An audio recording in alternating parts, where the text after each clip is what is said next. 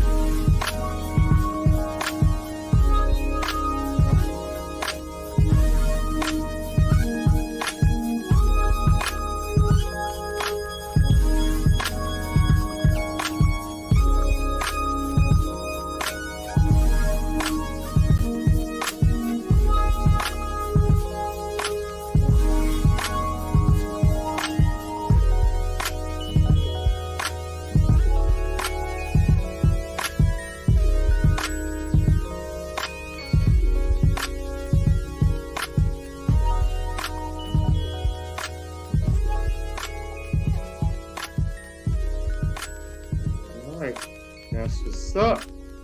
Welcome to another week of Manifestations 2020. Yo. What's going on, fellas? We good, man. What's cracking? Oh, we on the air. Good. So I'm hearing somebody's echo. So, who's echoing? Who echoing? I don't know. I hear echo. Y'all don't hear when I speak? No, I don't hear echo. All right. What's good? Yeah. What's good? So I definitely want to say first and foremost, happy Father's Day to you fellas. I know you guys aren't biological fathers, but you are mentors that makes you fathers of the community, of other people. Yes, I know sir. you guys probably dealt with stepchildren like I have. So, you have been a positive male role model in their lives as well. Salute to you guys for doing what you're doing. Yes, sir. That's nation. That's arts of nature, nation building. So it's always great that when you have fellas that step up. Sometimes other fellas don't step up, and sometimes some fellas aren't here to step up because they might have transitioned. So you pick up the slack in that way in the long run to help build your community so that way you can strengthen it while the opposition is out here trying to weaken it. Real talk. So definitely salute to all our fathers out there, and I hope you guys enjoy your day. And when I say enjoy your day, I put up a video of Desi Banks. I don't know if you guys know that comedian Desi Banks. Yeah. He had a funny Father's Day video, and I reposted it. But it was a video where normally guys open up the doors for women. He went straight to the vehicle, and he had to open up his doors. Uh-huh. He went into the house, and he didn't open the door for her.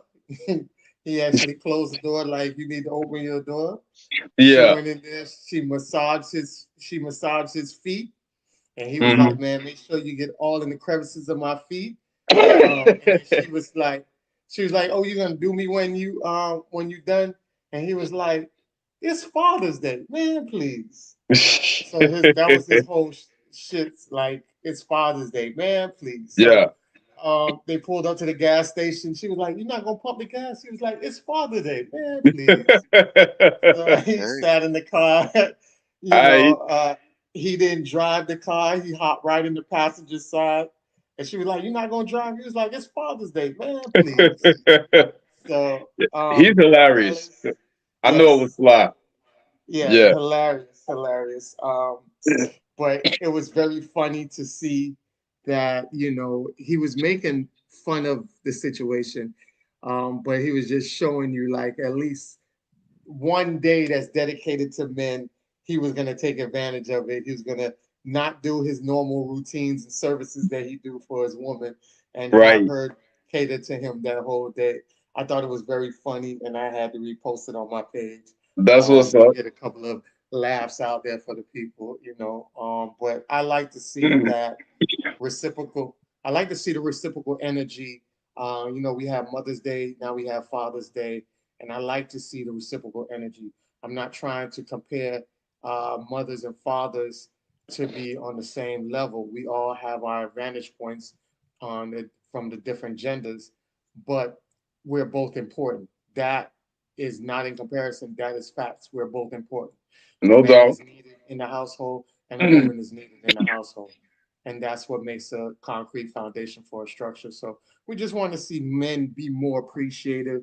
I asked the women out there, I said, listen, I'm watching my timeline, and I'm going to be watching it, studying it hard, and I'm going to call y'all out because I don't want to see no damn roll up socks. I don't want to see no ties, and I don't want to see no uh, vaginal gifts that is given out every day.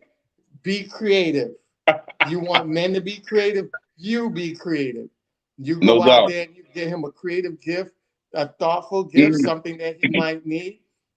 Don't give him the same roll up socks, deodorant. Uh, you go down to Bath and Bodies and go get the 3 for $10 package. No, we don't want that. No, I'm No speaking doubt. for them fellas. And even if they want it, no, you one day. This is one day out the week, out the year that you could go a little different and a little harder for your man, That's especially if right. he's doing a great job. And we only talk about men that are out here doing a great job. We're not talking about men that's not out here doing a great job. And I think that's something that our community needs to start implementing when we have these discussions. We don't have discussions about dudes that's not doing their job. Right. We don't discuss about women that's not doing their job. Mm-hmm. Only time we discuss those women is to help guys avoid those women. The only time we discuss guys that's not doing their job is to help women avoid those guys. Yeah. That's the only thing we're here to bingo. teach you to focus on the good men and the good women. That's what we want you guys to focus on. So when we talk about men or women, we're talking about the good ones. We're not talking about the ratchet ones. We're talking about the good ones, the good quality ones. So I want you guys to start having those dialogues where you guys are talking about good people, not, we make a post and you automatically, oh, well, I don't know because my guy ain't good or these men out here ain't good. Well, then if they're not good, find you a good one because I'm There you pretty go. sure there's a good one out there. There Boom. you go. You know what I'm saying? So, yeah, Mhm. so today's show, we have a great show for you guys today. We're not going to get into Queen Check tonight. What we will do is pay homage to a very, very important person in the community that we lost. If you guys haven't known, down here in South Florida, we lost one of our pillars, and his impact, because he doesn't rap like Nipsey Hussle, his impact is just as big as Nipsey Hussle. And you guys will see later on in the show how impactful this young brother was. And man, when I tell you, I cried tears when I found out that he got killed in a freak accident. And just you'll see, like when we discuss later, how he went from, like Biggie said, I went from negative to positive, and it's all good. And I'm gonna show you what that entails in his life, from his when he first moved to Florida and I met him to the day he transitioned, which was this week.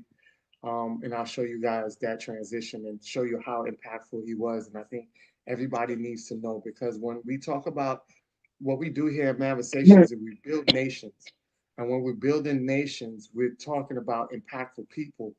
And a lot of times, a lot of people, when we talk about building nations, a lot of people don't know the modern day version of somebody. Just last week on Queen Check, I gave you the modern day version of Fannie Lou Hammer, and a lot of y'all didn't even know. And my co-host and my guest, our guest from last week knew who she was, but my co-host, my brothers on here, they knew of her, but they didn't know in the details of what she did. So even in our circles, we're not even that closely niched to the power hitters out there. So when our job is really to get you guys familiar with these people, and we're going to do a better job at that. So that way you don't think that there's nobody out here doing the work. And I think that's the problem, because they have all of these Sambos and bed winches out here that they prop up that's doing stuff, and they're not doing anything. And the people that you don't know of is moving mountains, but they don't get the light shine on them. And we're going to do a better job trying to highlight that. And that's one of the reasons why we do Queen Check, is to highlight some of the women that's doing it. And we also highlight some of the brothers that's out here doing great work too. And we'll start implementing some more brothers into another segment, probably called Pay Homage. Every now and then we'll pay homage to brothers that's really out here doing it. And we also have them come on the show with us and, show you guys exactly what they're doing and how impactful they are in our community. I think it's very important, because we have younger generations that's watching programs like this, and you have younger generations that's around you guys 24/7 that need to know the information. So if you're not telling them, then we need to be the ones telling them as far as the community-based information. So with that being said, tonight's show is recap. Definitely a dope show. Major figure that we should do this so often, and I think I agree. We should do a recap so you guys can see what we've been doing. It's kind of like when we were going to school, we had a progress report, right? Before our report cards came out, we had a progress report. No And doubt. it would tell you what you were doing, your child was doing before the report card came out. So that way you can perfect what you need to do before the real grades get etched in to stone. If you need improvement and where you needed improvement at, and you could work on that to improve your grades before they're finalized in the system. So it's kind of like our Manversation progress report. So we're definitely going to start doing that. And this is the first one here tonight. So with that being said, I want to turn it over to my crew and let them, say what they want to say off rip before we get into this. So how y'all fellas doing? What up? What up, man? We good. We here. Yeah. Definitely. Listen, I'm happy, man, because I mean, just off rip, on the strength of us having done this for 6 months already, 21 shows in. Yeah, That's heavy. It don't even feel like that. It's definitely. Yeah. because I think it's because we love it. So when you love Yes. something, it's not work. You know what I'm Yes. saying? Yes. Uh, Yes. Yes. Shout out to Yes. Sister Mila Renee, Power, Happy Fathers, Uncles, Big Cousins, and Community Regulators Day. That's what's up. We see you, sister. Boom, boom. Yes, man. Anubis That's right. TV, we see you. Peace, family, and Happy Baba's Day. That's what's up. That's what's up. Happy Father's Day to all the fathers out there. That's big, man. Also, happy Juneteenth in advance. Yes. Juneteenth is tomorrow. You know what I'm saying? Definitely. Happy belated birthday to the late, great Dr. Shakur, June 1, 671. The day, you dig? Very, very influential brother. Anthony Malcolm lookalike, all this type of stuff. You know what I'm saying? That guy was a big deal, man. That's the greatest rapper to ever do it. I'm sorry, I don't care what nobody say. It's not even close to me. You know what I'm Yeah. saying? All these GOAT conversations, they always talking about the flow and how many club hits and how many records sold, and everybody always leaves out content. Mm. That's why to me, Dr. Shakur was the greatest to ever do it. You know what I'm saying? Yeah. Because you got these other cats out here, they sound decent, they sound fair, they got a nice flow, but their content is nowhere near. Their presence is nowhere near. Their whole being is nowhere near what Dr. Shakur's was. You know what I'm saying? Dr. Tupac Shakur, R.I.P. Um, and hey, man, we in the spot, Manversations 2020. Now that's actually a show that we need to do. We need to do a show on hip hop. You dig? We Yeah. need. I definitely wanted to do a show on hip hop, and I wanted to Yeah, do it where all of us and we don't tell each other nothing, yeah. and we basically find songs that was impactful or lyrics Hmm. that you guys can point out that was super dope that a lot of people slept on. So yeah, we're No gonna doubt. incorporate a show like that. It's been on my mind to do that That'd be because I fly. feel like music is basically it's the way of life. Music is the way of life. Yeah. When we work out, we make sure we put on music that incorporates us working out. When we are cleaning our house, a lot of us put on music that helps us clean the house. Yeah. When we out here trying to bring peace and tranquility, we put on music for that. You have music when you want to go and sleep at night. Also, you have music that I play affirmation music on Sundays on More Empowerment. So Yeah. that's I always thought about um, start off the week start off the week right, and I Right. put affirmation music on Sundays because it gets Mhm. your mind right for the rest of the week to follow. Because Sundays Love is it. really your resting day.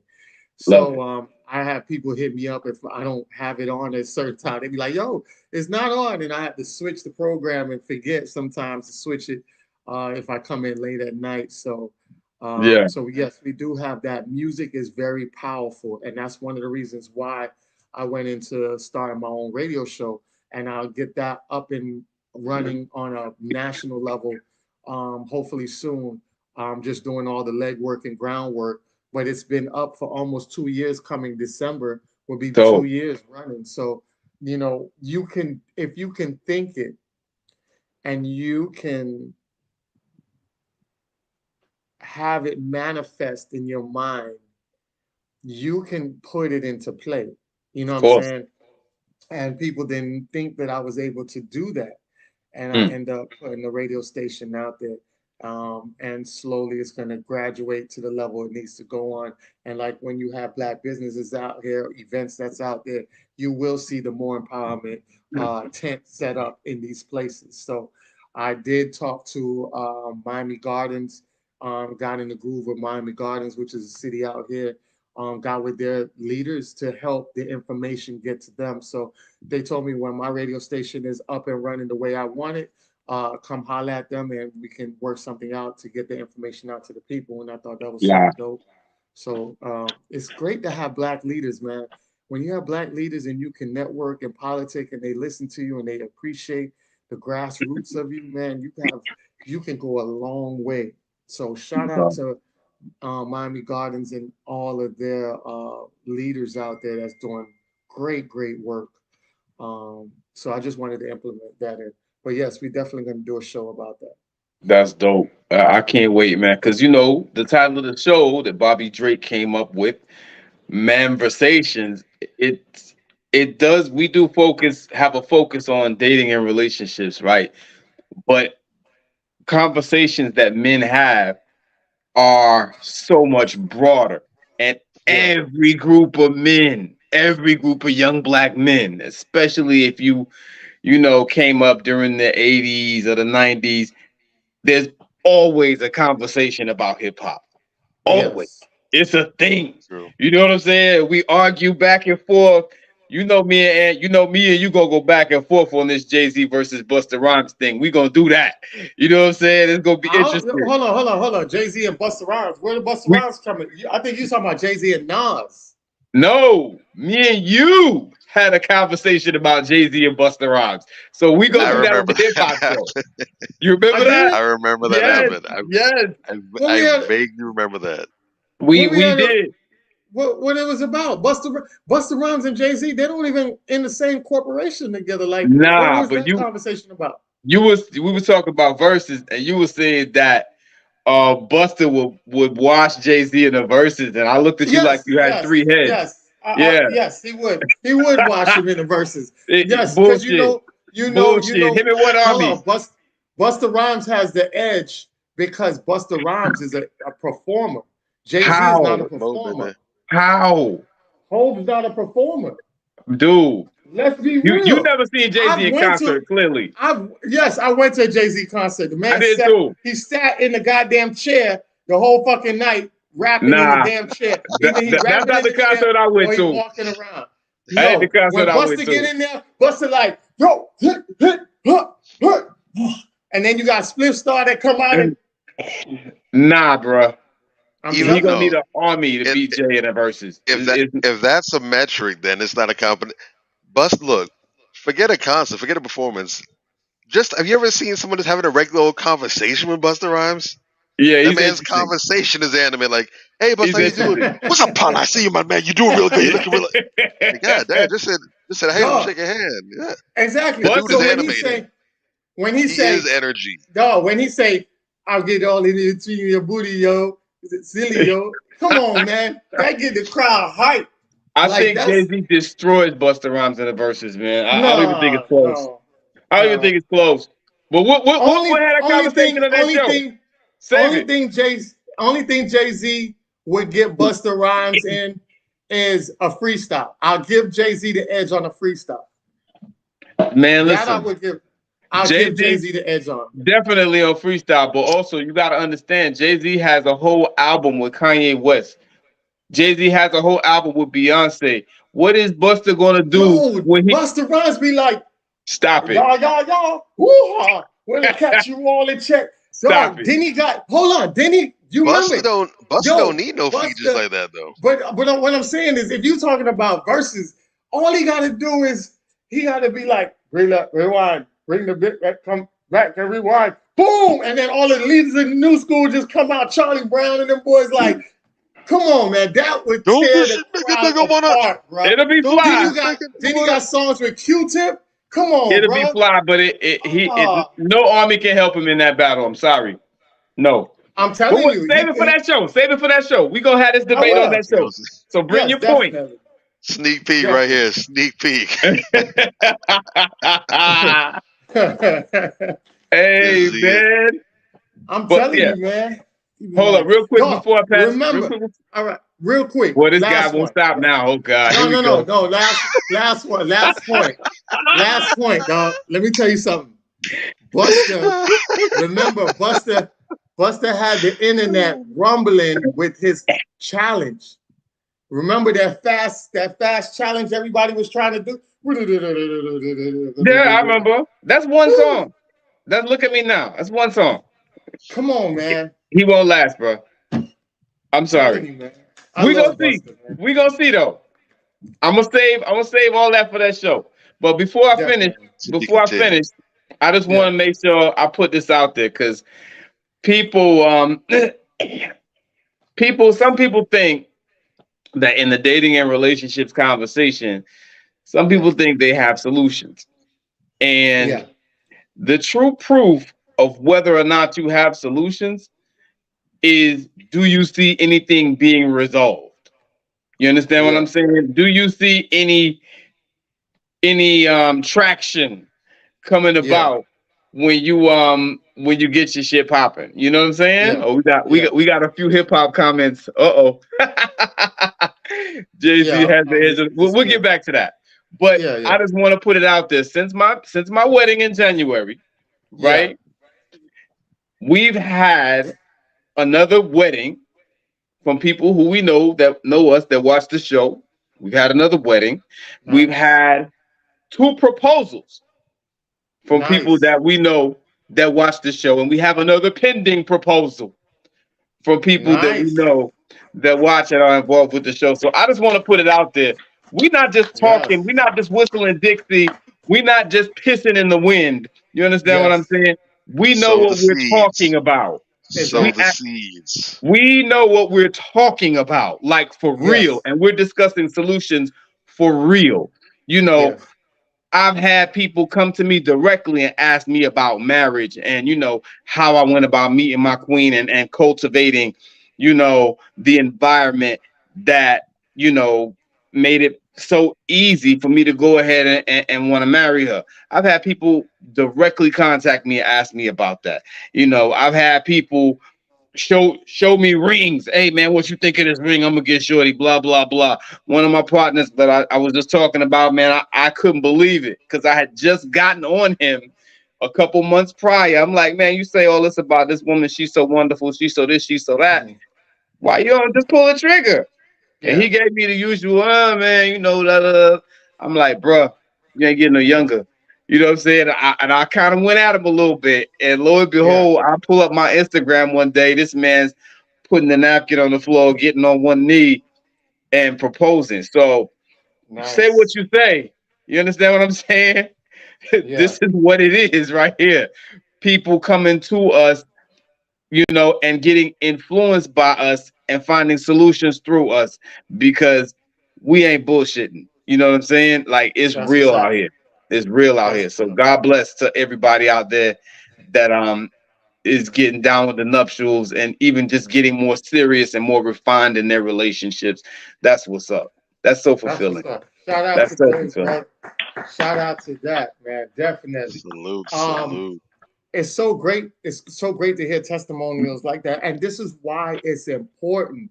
This is why it's very key, very important for you to have solid brothers around you, solid sisters around you, because they will pull you out of your slum and bullshit. They will motivate you. They will also push you in the direction you need to be pushed in that ends up being in your best interest and for your best purpose. Right. Real.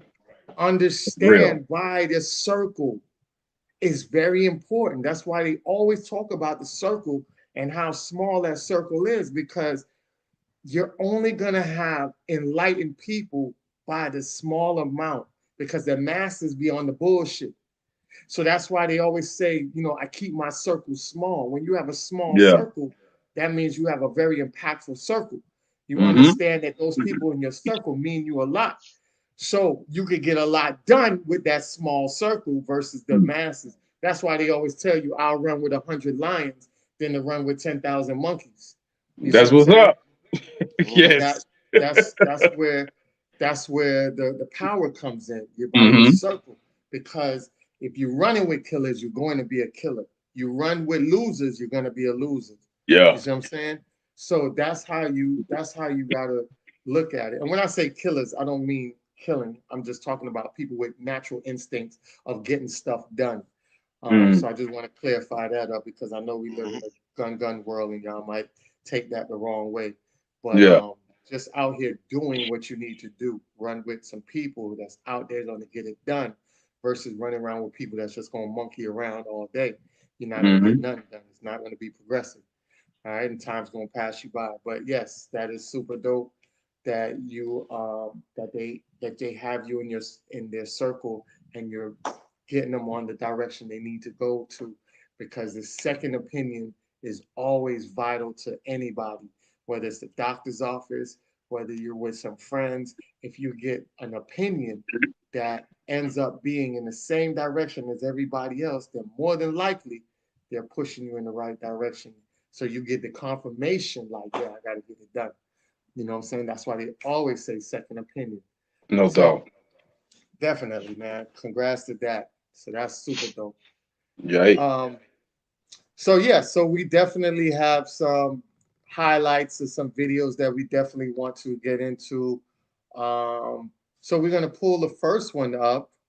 Um, and the first one that we highlighted was the first one we're gonna highlight And is the most intelligent thing that you could think to do, instead of reaching back and trying to help and trying to empower, is to look down your nose at and pontificate from where you are towards the people that are in your mind beneath you. You understand what I'm saying?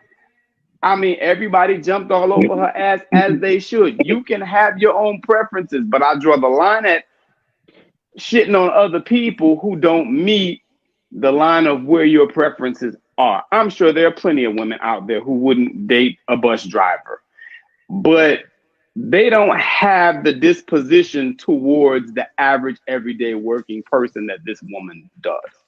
You know, it was really despicable to listen to, you know, the type of things that she was saying about everyday people. DJ Envy pointed out, hey, these are the people that buy your books.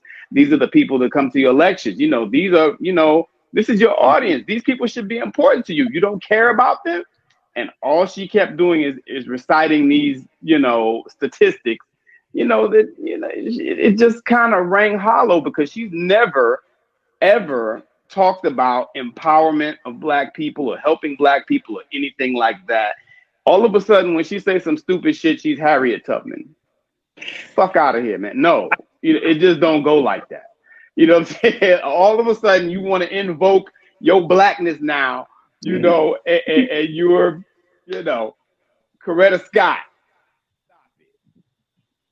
Like an idiot. I mean, it was hard to watch. It really was. And she won't shut up and just take the game and learn from it. And, you know, listen, take the game and learn from it and come back a better person or come out and apologize. No, that's too much like being accountable. And what does Kevin Samuels talk about? The need to be right. Everybody's telling this woman wrong, that she's wrong, but the need to be right won't let her just admit, hey, I'm wrong. Maybe I should dial this back some. You know what I'm saying? Yes, you can have your preferences, you can have your opinions, but opinions can be wrong. People always use that as a cop out. As my opinion. Well, your opinion can be wrong, and your preference can be, you know, not necessarily wrong, but wrong-headed and misguided. And I feel that, you know, her preference in this case is precisely that. And I'll land my plane. definitely. I just want to point this fun fact in real quick before I let Bobby Drake go. 60% of Americans make less than $60,000. I mean, 60K a year. 82% of Americans make less than 100K, and 92% of Americans make less than 150K. All right. So that was major, talking about Ebony K. Williams, who came out with the initial interview with Ayana. Was it Ayana she had the initial interview with, or it was another woman? Yeah. Yeah. It was Ayanla. Yeah. Yeah. It was Ayana, right? Okay, cool. Yeah. And then she was talking about, and then she brought up the bus driver, and then everything just went crazy and in a frenzy. So Major was just pointing out very good highlighted points about what she was saying about bus drivers and looking down on the profession. When, to be honest, and I've said it, you guys could go back. That was a powerful show, Dating Preference, and you could go back and you'll hear me talk about how our majority of the country of America is built off of the bus drivers. The working class America is what really builds America, which is the working black class, to be honest. So the average bus driver, city worker, they're all in the same line of money wise. So for her to look down and kind of shade them in that way, um, it was just something that she just didn't need to do. But it was an eye opener to show you how a lot of these boule and bougie women think. And that's why I say a lot of times when it comes to women, a lot of their problem is they're in competition with other women, but they will sit back to divide, to have division, conversation, and dialogue. They will sit back and say they do things for men, when in reality, when they get their butt enhanced or they get work done, it's to compete with other women. Sure is. When they trying to get a man, they want a man with a lot of money because they want to use his money to stun on other women. So there's a lot of foundation where a lot of women will gravitate to something in order to compete with other women. And it's Mm-hmm. always a competition against women. And that's why they're so violent with each other. They hate each other. They have so much vitriol and jealousy towards each other because it's always competition. They see each other as competition. So that's why I just wanted to point that point out. But Mm. like I say, Major made a great point on that. And reflecting back, go ahead, Major, you can take over on what you saw, what you stated. Yeah, man, that particular show was heavy, man, because that comment and initially, technically, there was nothing really wrong with what she said, but we could read into what she was saying, who she was. Would you date a bus driver if he owned the bus? I don't know if that's necessarily that bad, but people took it away. And then she came back the next day, and then she let us know that she was who we thought she was. And I mean, she just started, all this bile and vitriol just started coming from the depths of hell. You know what I'm Yeah. saying? Oh, those people that had a problem with me, you probably were C&D students in school. And, Yeah. we shouldn't be promoting mediocrity. And if we're promoting mediocrity within our society, then that's white supremacy. Yeah. And there are actually people out here that are sticking up for her. She went on the Breakfast Club and she moved the goalpost 100 times. You understand Mhm. what I'm saying? And you're right. Envy should have sharpened his argument. I would have lit her ass up. I wish I would have been on there. But the point of the matter is, we he should have focused on what she said that second day, because that was really what was the most damning. If she would have just came on there, hey guys, my comments were kind of taken out of context. I feel I'm just saying that for me personally, I might want somebody who's a little more established, whatever. I didn't mean to offend anybody. If she would have came at it like that, different. But she came on there saying everything that Mhm. we thought and more. Man, it was Mhm. a treasure trove of just shitting on regular, everyday working people. And Yeah. I thought that was really eye opening, because there are a million Ebony K. Williams out there. You know what I'm Mhm. saying? And not only is it that she's downing the regular, everyday working person, but most guys will look at her and listen to her and tell you that, they don't really feel that she's no great shake. She ain't bad looking, but, she a little long in the tooth. You know what I'm saying? She done seen a few mango seasons, you dig? Mhm. And, you know, she's not stunning. She all right.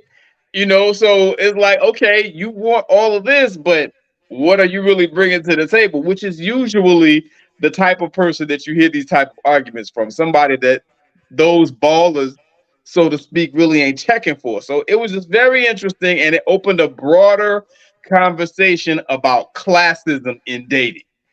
You know Mhm. what I'm saying? And how, particularly towards men, because we're supposed to be, the breadwinners or whatever the case may be, and the providers.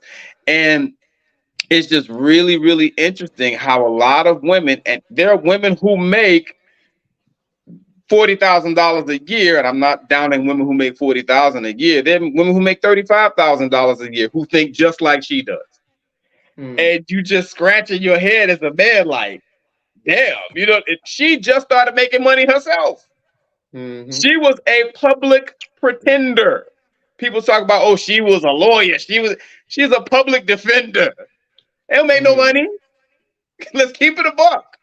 So she just came into money. And all of a sudden she looking down her nose talking about, how uneducated people must be. And for us, basically she's saying for women to date bus drivers, they're accepting mediocrity. And that is akin to white supremacy. That's the most ignorant bullshit I've ever heard in my life. From this person who I've never seen this woman out, anywhere. And I've seen her before. I've never seen her talking about any black issues or, being the spokesperson for any black empowerment. She full of shit. And a lot of people out here are in that same vein. You know what I'm saying? They just talk. There's nothing behind the talk. And that was particularly hurtful to people in the community because there are some great everyday people. Those people are not mediocre. And that has nothing to do, accepting someone like that in your life has absolutely nothing to do with white supremacy. In fact, what she's doing, black people getting to a certain level of accomplishment and then looking down on other black people and disrespecting those people, that comes from a white supremacist mindset. So we got to be careful about people like that. And I'll land my plane. I think it really solidifies exactly what a lot of people were saying, and especially what Kevin Samuels was talking about as far as how people came at Kevin Samuels saying that he was talking about high value men as being a person of means, wealth, and means that in that way. Right. And Kevin Samuels told you, I never said that. I never described high value man as somebody who was wealthy or had money or in a certain tax bracket. True. You women valued high value man by his pockets. And it just solidified that because guess what? There was a podcast, I can't remember the name of the podcast, but it was a brother on there. It was two brothers on there. I think they might have been on, I'm not sure if they were on Earn Your Leisure, but it was two brothers that was on there. And one dude, he spoke on it. He said, he was like, yo, I know a lot of millionaires that live check to check. And that like blew my mind. Like, I never thought about it like that. When you think about millionaires, you never think about them living check to check. Real so when he talk. started breaking it down, he was like, yo, remember when you're a millionaire or you have means, you have a lot of expenses. Whether it depends on what kind of cars you drive, all the type of house, the investments or whatever you got going on, you got to put money into it. So it's like you really don't have money like that available. You don't have capital that's available like that.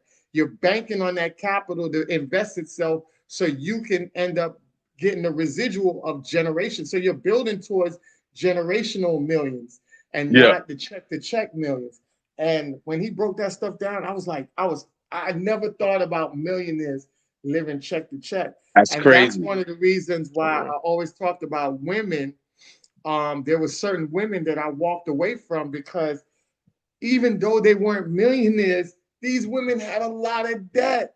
So even though you look good on paper, yes, you got an MBA. Yes, you got a PhD in this. Yes, you got third degree. You got 3 degrees. Yes, you look good on paper. You drive a Mercedes. Yes, you look good on paper. But then when you break down the paper, you start seeing like, yo, you got one slip up from being in a bad position. Damn. You know what I'm saying?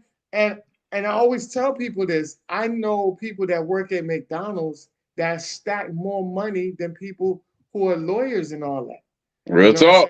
Absolutely. It's all about your budgeting and your finances. that puts you in a different situation, not by looking at what they do, but Mm. what you do, what do you do, and how do you finance your money? That separates you. You know what Real I'm saying? talk. That's It real. separates you because you got panhandlers out here making $300-400 a day. You know Real what I'm shit. saying? And you looking at them like that motherfucker a bum.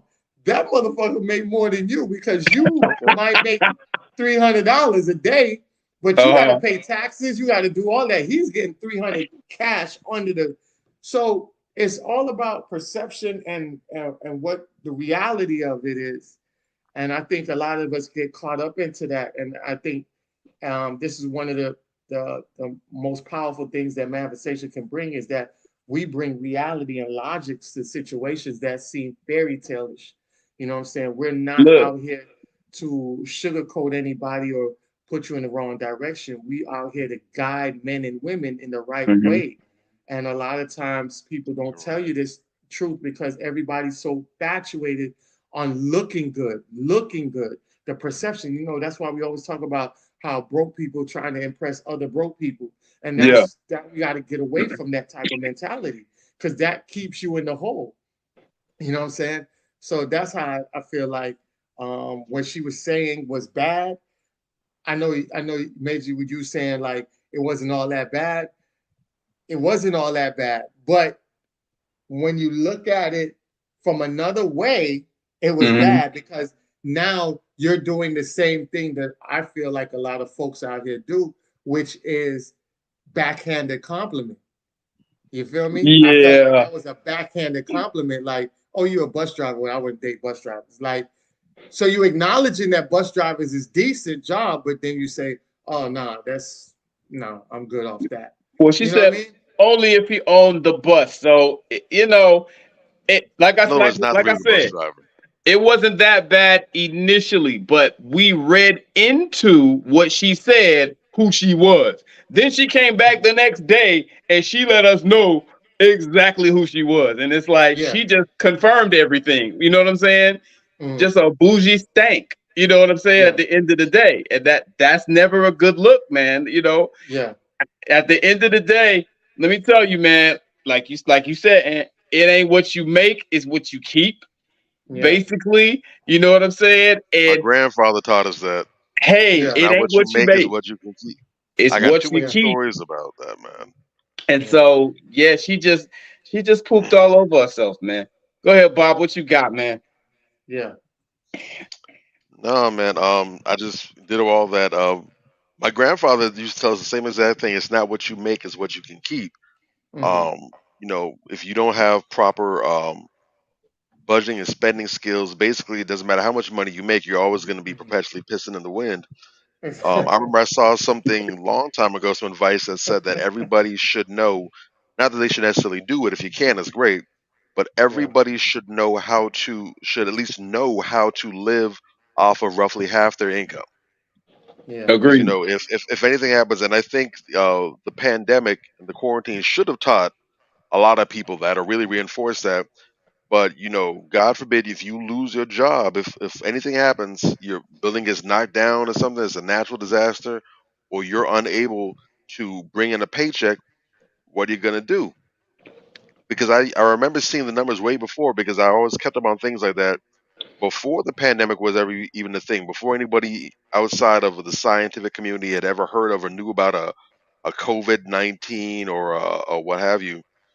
Um, Back then, the numbers were like the average person that loses their job unexpectedly takes about anywhere from 6 to 9 months to get a new job at the same level or higher. Mm-hmm. And that's beforehand. And then, of course, we know that most people don't have four figures in their savings accounts. Most people really they live off their checkings account. They don't have a savings account. If they do, they spend very little money in there. And I hear people even today say all kind of wild things like, "Oh, I can't afford to save. Shit. Mm. You Yeah, that's can't afford to, wild.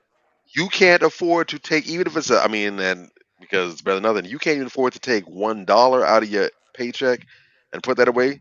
That's wild. So you can't afford to save, and that means all you gotta do is get in a car accident.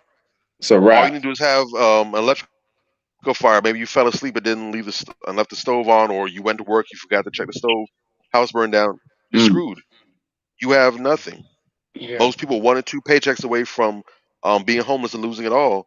And in some cases today, we see that you have people in places that are basically working homeless.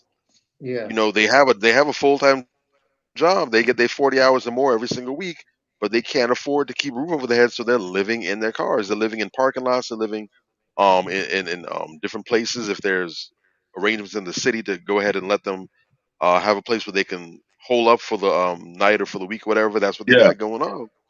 So California you out got here, plenty. Jesus, in Yeah. California, it's so bad. They literally, and I read articles about it. They literally, in some place in California, have people not renting rooms, but renting beds in shifts. What? Like the same amount of people. God damn. I'm drop dead, shoot your foot off. Serious. You literally go in some places. You are renting a bed for 8 hours. They say, okay, you got the bed from uh 8 o'clock to whatever the time is. So you get in there, you lay down, you close your eyes. Soon as probably about 5 minutes before the time comes, the landlord or whoever comes in, and you got to get over the next person's here. They That's change wild. the sheets, or whatever. The next person comes in, and they got to go on like that, and they have no choice What? but to go with it because what other options do you have? If you want an actual bed, I didn't if even if know you that. really if you really hype to not go and spend a night in a shelter somewhere, if you really keen on not renting out somebody's shed like it's a downtown studio, this is what you got to deal with. So it's real out here. Damn. So all this keeping up with the Joneses, in a lot of cases, it's a death sentence. Somebody, Mm. one of our Facebook friends shared a post where somebody made a post, a meme trying to clown Kendrick Lamar because the brother's worth I think like 60 or 70 million dollars, and they're clowning him for still wearing fake Jordans. Mm. What? If Mm. I'm worth 70, if I'm worth 7 figures, Yeah. you tripping off me wearing some fake or off-brand shoes where you know damn well I could probably buy more of these in one afternoon than you can buy in your lifetime. They be Yeah. focused on the wrong shit, bro. But Real talk. again, so Yeah. we need a drastic, and so what we've seen is it doesn't matter if you're someone who's a high-powered attorney like Ebony K. Williams or somebody who's on Section 8. It's the mindset that's got to change and switch up. Yeah. You know about Because it, thing. again, you can making big money. Years ago I used to work security at a hospital, and there Mm. was a doctor I was really cool, was really cool, really amicable guy, and he got him a Tesla. This was back when the Teslas were really just first becoming a thing, and at that point it was even more of a status symbol because everybody couldn't Yeah. get a Tesla. You had to be on a waiting list. So he had his Tesla, and I swear every single morning he pulled up with a pep in his step. Till one day he came to work a little down. I'm like, "What's up with you?" Whatever. He's like, "No, no, no big deal." Coming to find out, he was pulling to work now in a Kia minivan, and apparently he had to do it because even though he's a doctor, makes Yeah. real good money. Yeah. But all that medical school debt and everything else, and he man had like a family of 4 or 5, including himself. He had to go down, so he couldn't keep up with that, so he had to trade that in for something that was more economical and made sense. That's what you gotta do. Yeah. But Yeah. But as see, a the doctor, numbers was there. he making bank, The but numbers more was is there. going out than coming in, so Right. the math ain't mathing. So basically, I might have actually been in a better economic situation than him at the time with my little security job and my overtime. There you Yeah. go. Yeah. Yeah. One of my managers put me onto that because I It's was chess, not checkers, and this is right. somebody else. I was at Yeah. J.C. Penney's during the pandemic, and I bumped into a cashier because I talked to people. And this sister, she was really well spoken, very kind and courteous. So we got to chop it up for the 5 minutes while she ringing my stuff up. Come to Yeah. find out, she's actually an attorney. She What? What? got a practice attorney at JD, but once again, unforeseen circumstances came in the pandemic. Whole firm got closed down, but she What? got bills to pay. She got a nice house that she has to be paying a mortgage on. So she Yeah. can't just sit back and be all sedate and talk about, well, I'm a lawyer. I can't afford to be working this job or that job. I don't date the bus driver. I only date the bus company owner. None of that foolishness. She had enough sense to be Right. practical and say, you know what? Right. This is way beneath me. I'm more than overqualified for this, but I'm gonna take my ass into J.C. Penney's and I'm gonna ring up these items with Very dignity. smart. Very smart. That's what I'm talking about. I love it. Yeah. We need The more battle sisters is out up there like here. that. The Right. battle is up here. Mm-hmm. Don't worry about the nonsense. Half these people go to hell in a handbasket. No It's doubt. up here. So I'm not gonna beat the drum because I think we did a pretty thorough job about covering all the flaws. That I'm not gonna beat the horse dead too long, but but the leather ain't cushy enough just yet. I had to get it just right. So now it's There you go. to my There you go. standards. Definitely. That shit was crazy though. When it happened, everybody was kind of like, oh, you know what I'm saying? People couldn't believe that, somebody. I think the most part of it was that this was a black woman on a so-called black network, coming out and saying this. Yeah. That's what it was. It's like, yo, sister, that nobody know. If you was a big name person and you didn't have much to lose, Yeah. maybe. But you ain't even been an elitist for 6 months. And you Yeah. talking this shit? Shut your Yeah. ass up. But Sit remember, down. but remember, you gotta watch out for these people because when you start looking at people that start getting in certain positions, when it comes with us, when they start being given a platform to go out and be open and hop on the mic, you gotta wonder because you know that they're Yeah, not gonna pass a mic to anyone that's gonna come there with something to say. At least not unless it's some kind of a trap or situation where they can at least level the playing field. no When they doubt. put a mic in your hands and a camera, you got to really They consider. You they might have do someone prove that. thorough, but you never know. You got to really scrutinize who's up there. That's what I'm saying. People generally were surprised. I wasn't surprised because I know that they coon vet these people before they give them positions at Correct. at networks like the Grio and other publications like the Root and all that type of shit. The You Rock. have to be a coon to work in these places. Let's just keep it a buck. You understand what I'm saying? They're not going to allow you to work in their workspace whatsoever if you're not a coon. That's just the And long and short of it. And these are and, white Got to owned, by the you got way. to carry the water. You got to carry the and water for them. They know what they're doing. That's what it is. and Yep. all of them are misandrous agendas. You see what I'm Mm-hmm. saying? They're Exactly. misandrous writers. So they don't have the best interests of the total black community. It's one-sided and it's beaten down on the black men. This is why Right. you have you have women like that, and then you have the color purple being uh Yes. reconstructed again. Hmm. Just to put black men in a bad light. And we got women out here, we talk about men out here that talk about gun violence, but I'm listening to all these new artists of women coming out, and they're talking about gun violence even harder than some of the dudes, and yet they get praised for it, but the Sure do. guys who've been doing it get blamed for it and casted as the problem in our society. So, Mm-hmm. there we go with the accountability being one-sided.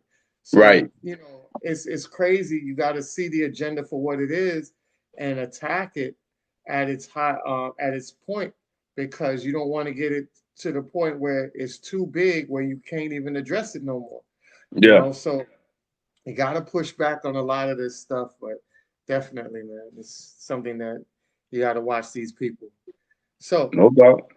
with that being said, we are going to go into the next video, which is another video with Major, and this one is self-awareness. So this is basically breaking down the Lotto, Lola Brooke, and City Girls type of mentality, just like what I was just talking about a while ago.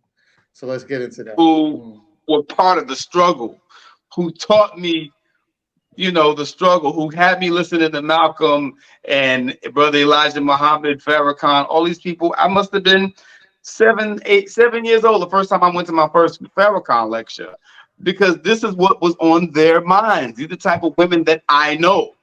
You understand what I'm Mm, saying? And so to see other women in their same age group behave this way is the weirdest shit to me. I mm, don't understand it. We get into, and it's not just women, by the way. We happen to be, talking about Young Miami, whatever, but we're in this weird space where unfortunately a lot of our elders have failed us. And Yep. that's why you have so many of these young people walking around, even to speak back to the other story, where the young men killed the female officer, whatever, for absolutely no reason. Who was in their head? Because I know they didn't learn that from listening to Elijah Muhammad and Malcolm X. I know they didn't learn that from listening to John Henry Clark or Asa Hilliard. But, and people always ask this dumb ass question. I swear I just want to slap their teeth out when I hear them. Why are you worried about it? Why am I worried about it? That's a person that spoken like a true coon. And that's a person who doesn't have any concept of the youth are the future, like for real, for real. And the more you fail our youth, the more you fail yourself, because when your stupid ass get old and you need somebody to come take care of you, and you haven't instilled the proper values in your children and have participated in us not instilling the proper values in other children, they ain't gonna think your old ass is worth preserving either. Hold up now. Look, wait a second. Yo. Hold up. Let him cook. Let him cook. Man. It's walk time. Let that man get that sesame oil. Get that walk. That nice. Let that man cook though. It's walk time. The seasoning was fervent, bruh. You dig? Listen, man. But that's real ass talk. When we start talking about the situation that we're in and why we have so many grown-ups who are unfit to be a proper mate, where did they learn from? Okay? When I speak about many of our elders have failed us, that's a real thing. And that's why I'm here. That's why these brothers are here today. Because we're starting to get into that OG space. We're not quite elders yet, but we're right in the middle where, we're not quite elders, but we're older and we're wiser than some of these youngins out here, and we can help get their minds right. You know what I'm saying? We're still young, so we're still relatable, but we're a little older. You know what I'm saying? And going into our elder years, we definitely want to be even sharper than we are now and helping as many of these youngins out here as we possibly can. David Banner, I was watching on a show yesterday, and he was talking about how he doesn't have any biological children, but he has children all over the place because so many young people come to him and they ask him for counsel, and they, they're asking him, if they should zig or zag in this particular, time in their life or whatever the case may be. And more of us need to step into that space because, as I pointed out to somebody I was debating that asked me that same stupid ass question, why you care? What's it to you? Why you worried about it? And I told him, like, yo, exactly what I just said in that clip. Like, we are the future. The people with sense have to step up and shout down these mongrels that's just talking out their ass. That's the long and short of it. We got too many people out here, as Jason Black has said many times, we got too many people out here that have the mic and the platform like they got something to say worth listening to. That don't.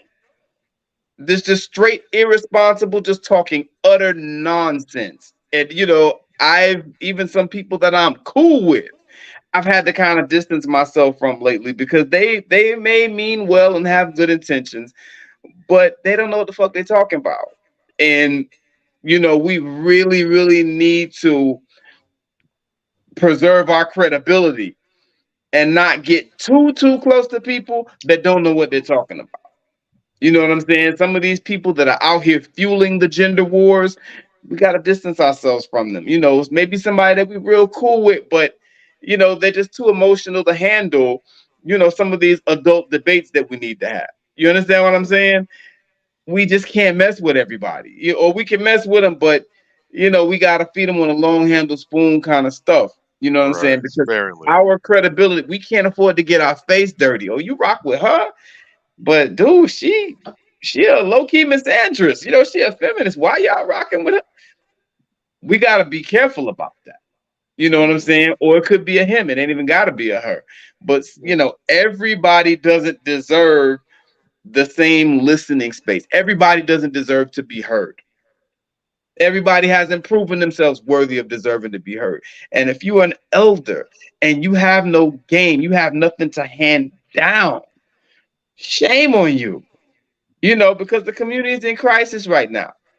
You know what I'm saying? During all those years that you were here, what were you doing if you don't have anything to pass down? That's fair. Yeah. And I respect and love my elders. You know, most of the game that I picked up from elders. But when I say I have elders, man, I got elders. I got Dr. John Henrik Clark elders. I got Malcolm X elders. These people is like talking to one of them. You know what I'm saying? In my direct family, in my extended family, all over the place. So yeah, you know, my thoughts, my headspace is just formulated different from a lot of these cats out here because a lot of these dudes, they don't understand basic integrity. And if you don't have that, you have nothing else. That's the long and short Period. of it. That's the Period. long and short of it. You feel me? So, you know, I'm looking forward to seeing more people step up into the space. You know, I'm starting to even hear some of the people that we are around talk differently, the ones that aren't stubborn and the ones that actually come to listen instead of, you know, coming to hear their own voice. I'm starting to hear people actually talk differently. You know what I'm saying? And coming to the table, and I'm seeing people evolve right before my eyes, and it's beautiful. So we must be doing something right, man. Definitely. Yeah. Definitely. Bobby, you wanted to cook on that, or you leaving it the sizzling the way it No, is? look, look, man. I know that there's a time to step in the kitchen and get busy. There's time to sit at the table and wait for the food to come out. And I'm shoot, Iron Iron Chef Iron Chef Gage did his thing, man. We full over here. I got nothing to toss on there, man. That's what it It's is, bro. Yeah. it's top Appreciate you. tier. Yeah, Some Appreciate truffle you. he oil on it. I feel you. yeah, Yes, sir. he definitely fired it up and cooked it. Shit, if I cook on top of that, that shit is gonna come out like steak, It's gonna be burnt. well done. Yeah, so I'm not even gonna, it's not even gonna be chewable or digestible. It's gonna be rubber. So Real talk, though. yeah, but that's what you want. You want to be around or listen to fellas that's giving you good game. You want to be around sisters that's giving you good game Mm-hmm. because it's gonna help you benefit you in the long run. Right. So all that sugarcoating stuff, I'm gonna tell you what sugarcoating really is. Good Yeah. game is sugarcoating, right? Mm-hmm. Good game, good game is like you going to the dealership at wherever you got your car from. So if you got your car from Jaguar or Lexus or Mercedes, Yeah. and you go to the dealer and get the work done, yes, you're Mm-hmm. going to pay more money than if you go out there to find somebody at a side mechanic or go to something like Pep Boys. You're gonna spend a little bit less going outside of the realm of the dealership. Yeah. You're gonna get second hand parts, not top quality parts that came with the car. You Yeah. know what I'm saying? So that's what real game is. Real game is the dealership. So when you spend the extra to go to the dealership, you Yeah. know when you leave the dealership, your shit is tight. I love it. Your shit is on point. And you ain't got to worry about driving down the road or breaking down or anything like that because Mm-hmm. you went to the people who know the car inside out. Right. You No see what I'm doubt. saying? They Mm-hmm. specialize, the mechanics specialize on those cars. When you go to Pep Boys, it might be a kid fresh out of college who never been on a car or only did probably American cars. He doesn't know anything about foreign cars. It's He doesn't different. know about the little switches or whatever you got to do before you do something else. Yeah.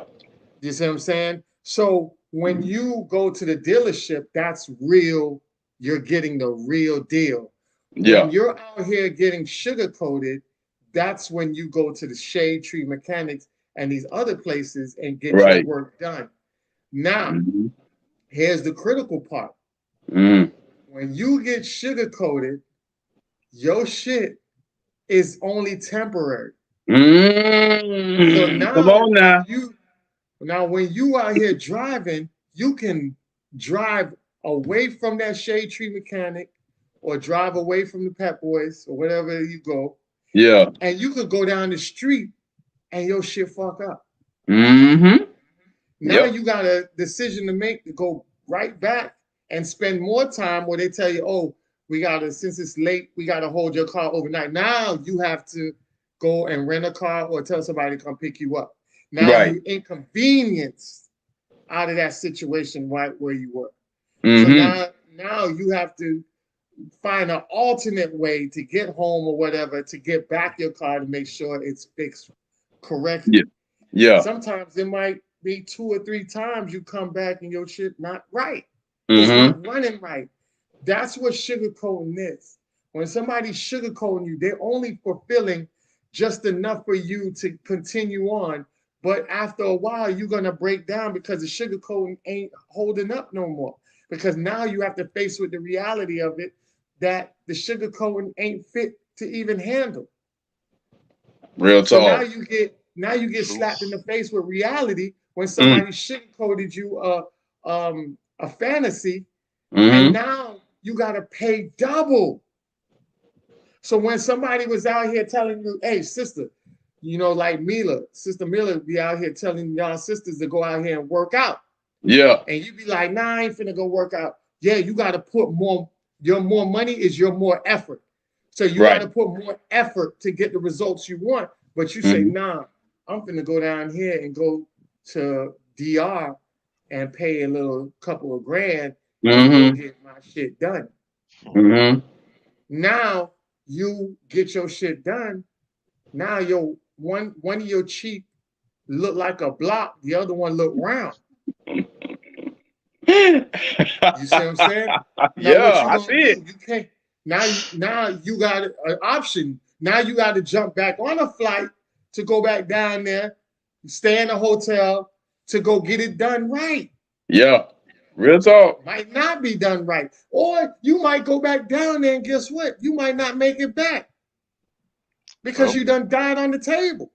Well, Because a this is lot of these doctors down there aren't even licensed to do what they do. right. Right. That's why you have a lot of women that's out there getting chopped up and Mm-hmm. blocked. You see what I'm saying? They're getting Yeah. jobs done.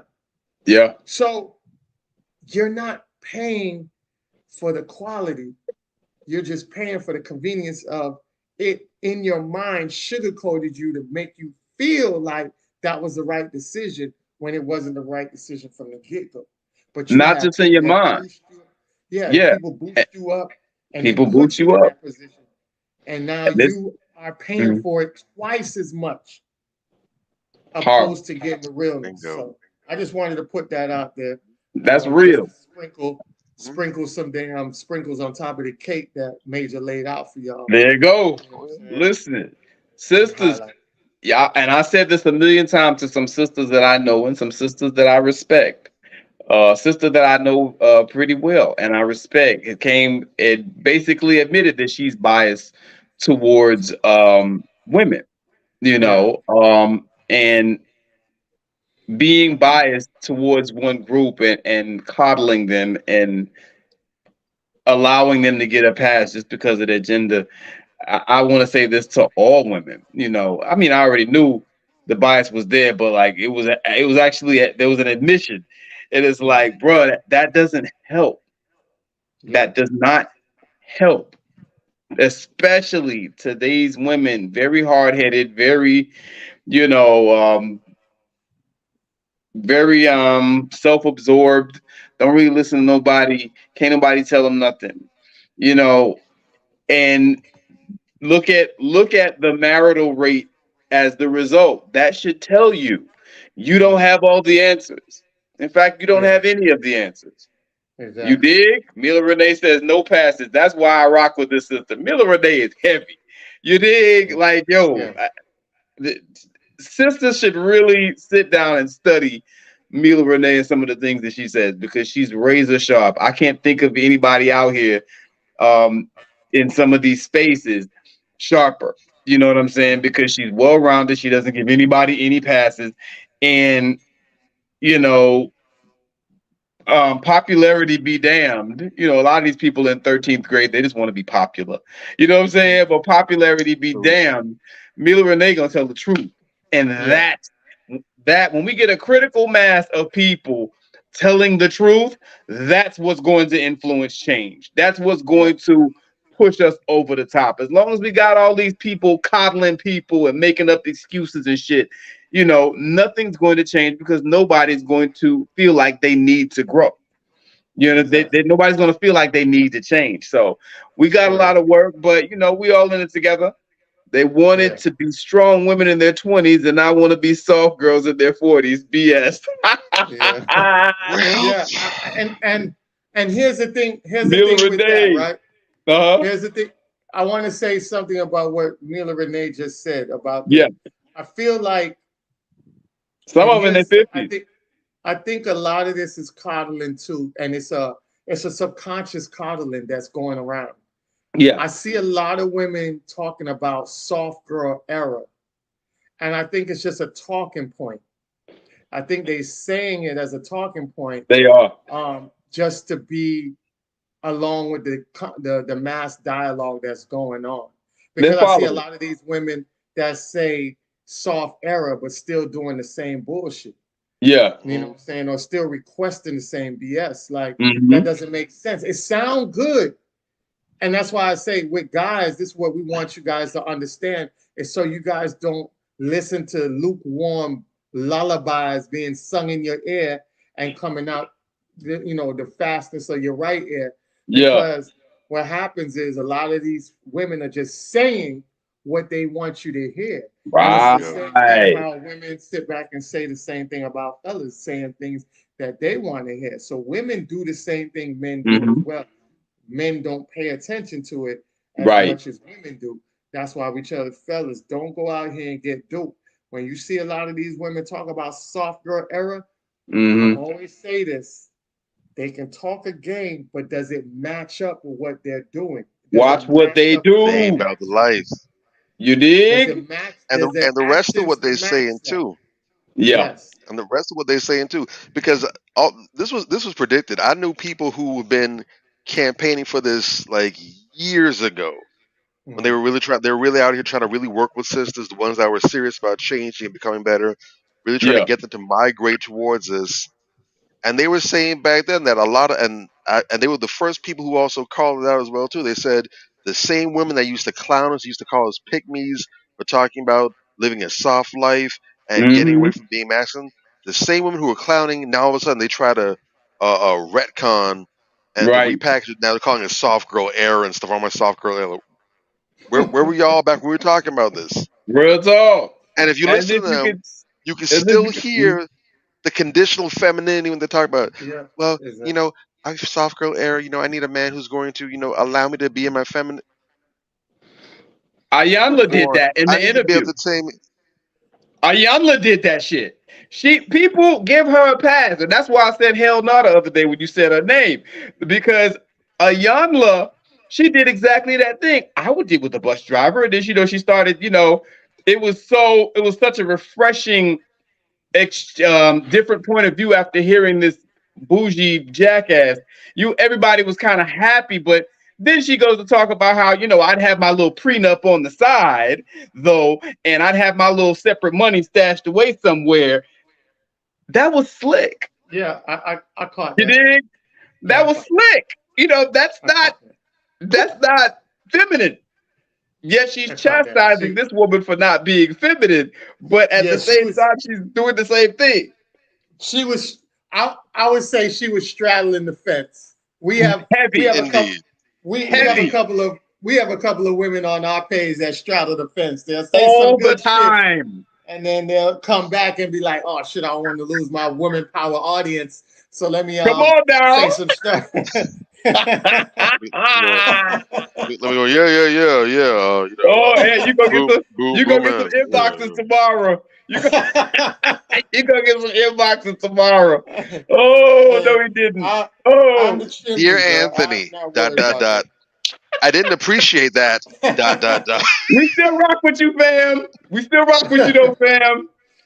Hey, Yeah, but we got there's a man, there's some few women on my page that do that shit. And I'm like, straddle the fence all the time. It's like, straddle the bruh, fence, man. you ain't gonna teach women nothing if you keep with that bullshit. That's not helpful.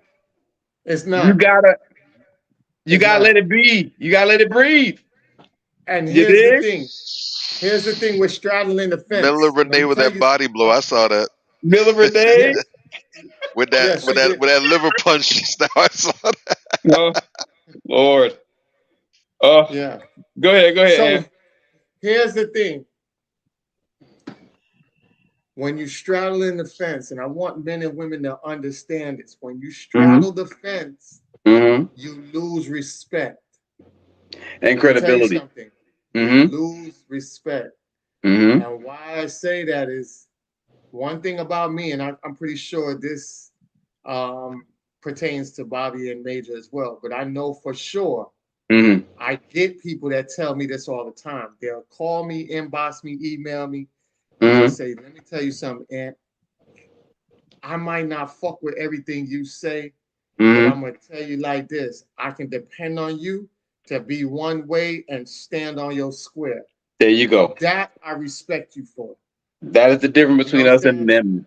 Boom. Exactly. They say, I know what route you gonna go because how your foundation is built. I Yeah. know which way or stance you're going. And as much as I come and try to pick on your stance, you will not budge or you won't coddle me or you won't co-sign my shit. You'll Mm-hmm. tell me what the fuck it is, and you'll be That's like, it. we agree to Boom. disagree. But But you they know never you solid. respect, they They know never you solid. respect a person who switches sides. Let me tell you something. This is also very key for you guys in life Mm-hmm. because as Black folks, it's very important for you to be unapologetic and stand on your morals and square. Mm-hmm. Why? Let me tell you something. All that ass kissing that you be seeing all these boule people doing and all that, Mm-hmm. white people don't respect them. They don't. White people respect At me, all. Bobby, Drake, Mila, Lowell. White people respect people like that because they understand you're not gonna sell me out. There you go. I know who you are. There you go. I'll rock with you. I'll make money with you, but I know from start to finish where you lie. Where I you stand. know where your boundary is and what you won't pass. But the Right. motherfuckers that kiss ass will kiss ass with me and then go kiss ass with my enemy. So now I don't trust you because I don't know if you kissing ass to get my information to give my enemy. That's why they Yeah. always put Yep. their foot on the necks of bootlicks and sambos because they don't trust them. And Well, that's why real talk. they always say, white supremacy destroys their tools All the after time. they use it because they don't respect them. There Real So I is talk. just want no to put that out. retirement plan. There's no 401k. Ain't no golden parachute. Ain't no little retirement watch. Ain't no retire. There are no retirement benefits. No severance packages for Sambos. Real Exactly. talk. They you get the full prostitute experience. They ride you hard as hell and put you Mm-hmm. away soaking wet. And they don't put you in the sun, let you air dry. They put you in the dark, dank corner for you to get mold and all kind of rotten stuff setting in these systems. They don't even put you in properly. Yep. It is. It is. Real talk, No, man. there's no Hey, glory in that. Whatever heights you think you're gonna reach, going that avenue, I promise the low. They got nothing on the lows you about to experience. It's gonna be like you real never talk. had anything to show for it. Uh-huh. Definitely. Shout out to brother So Arthur in the chat. That's what's up. We see you. happy Father's Day to you Happy too, Father's Day, King. brother. Yeah. All right. So Salute. with that, we're gonna transition into our other powerful uh representative on stage. And let's see what Bobby had to say on one of our highlight clips. And I think this is coming from Red Flag. So Bobby Drake was. This is a video in a response to Cruise Season, and Cruise Season is a dope podcast. We're gonna do shows exposing and I wouldn't say exposing, but yeah, you could say exposing and showing notoriety to other podcasts that are doing great things out there, like the wifey podcast that we talked about last week. Okay. Um, their wifey podcast, yeah, Dear, dear, Hmm. and dear future wifey. Cruise Season, yeah, Cruise Season is pretty good. I like Cruise Season. Dude All that right. be on there is pretty solid, and he was talking about, and this goes to what Major was saying earlier, um, about shooting it, going after what you want. Stop entertaining the BS. If you want a thorough woman, if you like a woman who has natural beauty, show her. Go on your Yeah. timeline, put pictures of women that have natural beauty, the Claire Real talk. Huxtables, and all those women back in the days that had pure beauty. Throw them up there. Don't be Hmm. sitting here putting the Nicki Minaj's and the Cardi B's on there, but then you talk about you want a different type of woman. Stop being contradicting in Yeah. your words and actions. Hmm. Go after what you want. You know what I'm saying? You got a girl out here doing it, pull the trigger. Go Yep. after it. Hey, I want to make you mine. You rock with me. Do you rock with me? Good. Make it And happen. stop That's settling. that's that's what Major was talking about. Pull the trigger, make it happen. All right. So Bobby is basically breaking that stuff down in his response to the video of Cruise Season. So let's check this out. Yeah. On to it, and I said, you know what? Um, if this was where, if this would be my spouse, my mate, Mhm.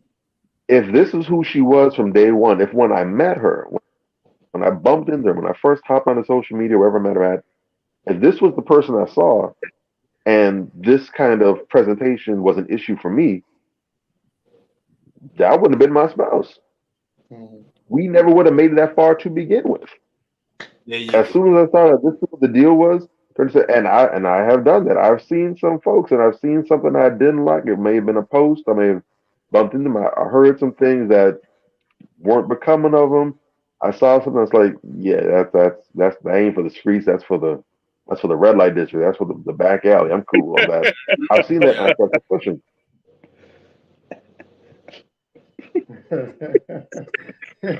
So definitely Bobby was kicking up. Bobby So Drake with the sniper rifle. Yo. That boy good. elaborate more on That that, boy Bobby. good. No, Let them. Woo! just to piggyback off that, I try to as much as possible. I couldn't tell you how long I've been moving this way, Yeah. but for really as long as I can remember, um, mm, yeah, salute to Yeah. that. Um, for as long as I could remember, I've lived or tried to live by the principle of whatever it is you do, begin with the end in mind. You Mm, know, Okay. now, life is funny. Life has its own design sometimes. The saying goes, man makes plans and God laughs. There's other variation of that quote of that statement. So sometimes you might have a goal, you might have an objective, something that you want to accomplish, something that you want to do, and you know where you want to end up, but you don't always know how you're going to get there. So you might in your mind have trying to get from point A to point B, and somehow all the other letters in the alphabet, some of the numbers on the number line get tossed in the middle some kind of crazy way.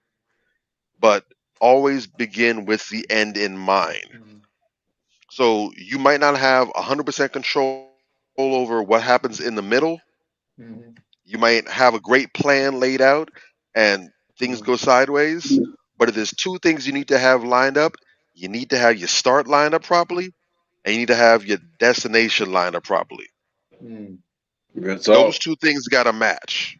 mm, So you talk about, damn, I'm hungry. I need to make a peanut butter jelly sandwich. You need to start with some bread.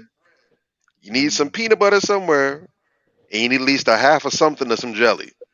mm, Don't come talking about I want me a peanut butter and jelly sandwich and you pulling out a damn pineapple. You got a bowl of oatmeal over here, and you got and you got some cheese right over here. I don't know what you about to make. I don't know what you about to whip up, but ain't no way in powder blue hell you're gonna wind up with a peanut butter and jelly sandwich. I pay good money to see that. I'll drop a mortgage payment for front row seats of that show. I want to see this. All right. That's that Chris Angel, David Blaine level magic right there. You All about right. to take Vegas by storm. I want to see how that ends up. No, Uh, if you're trying to get somewhere, you need to have your ducks lined up in a row as much as possible. Yeah. And even then, there's no guarantee that you're going to get there because, again, you don't have 100% control over the middle. yeah. But you can damn sure make sure how you start something off is gonna at least be conducive to getting you to your end goal. Mm-hmm. Yeah. So if you're looking at certain people, if you're looking at certain red flags, I know that I want this. So we talk. So on that conversation, we were talking about mate selection and your spouse, what have you. If I know that I'm looking for a woman that's going to be a loving and nurturing significant other, Yeah. I know that this is the kind of woman that I want my son to go ahead and seek out when he's now looking to start his own family, to find his own wife as queen. If I know Mhm. I'm looking for a woman who I want my daughter to emulate, I want this woman to be the first teacher of womanhood to my daughter, to Mhm. my little girl. Mm-hmm. I'm not going to go and take up somebody who I know damn well exhibits none of those traits and characteristics. Mhm. I know that she's at best only good for some fun or some recreation. Mm-hmm. At best, or in other cases, she needs to be locked away in a cell with the key thrown away, and maybe have a cave in to barricade her from ever leaving. I know damn well that that's not who I need to be with. Yeah. Mhm. Real talk. And unfortunately, a lot of people really go out here into this dating game, out into this pool, really trying to go ahead and do magic tricks. They trying to go ahead and take this bust down, beat down, unfit individual, or maybe you know what, and maybe it's not even that severe, but they're taking somebody who is not compatible with your vision. They don't fit the box for what you're trying to achieve, Mm-hmm. and yet somehow hoping that this person magically becomes the, stop it. It's And that's insanity. also why, and I definitely take my jabs at the dating pool. The dating pool definitely has a lot of poor water quality, a lot of undesirable things in the mix. But at the Mhm. same time, that's also why I do not put 100% stock in the current lay of the land where it comes to things like divorce rates and everything else, because Yeah. I look and see what a lot of these people are doing, what they're not doing, and I'm like, you can't possibly expect to have taken this approach. I'm not saying I have the perfect one, but what you did and what you didn't do, you can't possibly really be honest with yourself that you performed your due diligence, that you took Mm. all the right steps, that you got your bread and your peanut butter and your jelly properly, and expected that you were going to get the optimum outcome. There's no way. Mhm. No way. Real talk. Real So talk. that's why that's why I'm so big on that concept. Just begin with the end in mind. You know what you want to achieve, you know what you want to acquire, what you want to develop. Get your building materials in order. And if you Mhm. don't have them yet, that's okay. But do your due diligence. Wait till you have your pieces lined up. And now that Yeah. you're in now that you have all the materials necessary for what you're trying to pull off, wait for your opportunity. They Real say talk. that they say that luck is an actual thing. That luck is a form. There's a recipe for luck. It's Mm. opportunity plus preparation. Real So talk. you do your preparation, do your due diligence. You have your ducks lined up in a row. Now you sit back, wait for your opportunity. If you're unable to create one for yourself, and Mhm. when you're up to bat, you best not miss. Mm-hmm. Definitely. That's real, So, brother. yeah. Look, I just want to add in one quick thing. I'm not gonna be long. You know what I'm Yeah. saying? But that made me think back to the dude who getting the lap dance that we talked about in the video on the last video. You know what I'm saying? You up here Mhm. making fun of this woman, but she's all over you, and you got a big old shit eating grin on your face. You know what I'm saying? Simply Yeah. put, don't rock with her. Don't give her the time of day. Too many of us out there do not value ourselves, and we treat trash as treasure. I Mhm. put up a post earlier this week talking about that. This dude trying to tongue kiss Sukihana. Come on, bruh. What are we doing? Yeah, Yeah. really? You know what I'm saying? Like, are you serious? You know Yeah. what I'm saying? They're talking, they're talking about all this type of, sexual assault stuff or whatever. And I don't know if I would take it that far. I wouldn't call it sexual assault, but it's something he shouldn't have done. You know what I'm saying? And he shouldn't have to be told that he shouldn't be doing that. You Yeah. got to reel yourself in, brothers. Everything that look good for you ain't good for you. It's Mhm. just having discipline and just being a mature adult at the end of the day. You know what I'm saying? She wouldn't be his spouse. Why? Mhm. Because she ain't qualified, goddammit. What more does it take? You understand what I'm saying? What more does it take, brothers? I see us out here all the time talking about how we can't stand our baby mama. We hate that bitch, this, that, the third, that, she ain't shit. But you impregnated her. Mhm. You couldn't, some of these chicks that y'all got babies from, I wouldn't be seen with at Walmart. Real Mhm. talk. I don't get it. You know what I'm saying? We need to start valuing ourselves and valuing our seeds. Because once you impregnate one of these women, bro, it's over. I mean, not It's a permanent over, problem. but you're gonna have a lot of problems when you No, it's over. impregnate. I It's don't. no, You, no, no, no, I no, think no, there's no, still no, no, redemption. don't lie to them. It's not over. You It, now have a permanent ball and chain attached yeah, to this person. You yeah, will, as long as you were in this child's life, and yeah, even that you're not in the child's life, because the long arm of child support is a very real thing. yeah, You will forever be attached to this person. You won't be able to go to no birthdays without this person being around. yeah. Graduations, forget about it. This person gets married, they there. They end up in the It's a hospital. Your child in the hospital. You got to go make decisions. Now you got to talk to this person about last arrangements and everything. You are bound to this person. it's And bad, what trips me out is the idea that out of the two of the most major decisions that you can make in your life, who you get married to and who you have children with, only one of these things is irreversible. right? If you get Real talk. married to somebody, you can annul the marriage within the first year, Mm-hmm. unless that's changed. You can annul the marriage within the first year, Yeah, like it never even happened. yeah. If it goes beyond that, you can get divorced from this person. Yeah. Mm-hmm. You can chop the line that attaches you two together. You cannot undo parenthood. Real talk. You two will forever be linked through this human being or these human beings that you've created. There will always be the proof right there. And this is the one that these That's dumb it. niggas always choose. Yeah. And the It, one and the permanent option is the one that y'all play that loose you with, but the choose. one that actually is impermanent, man, I don't know about all that.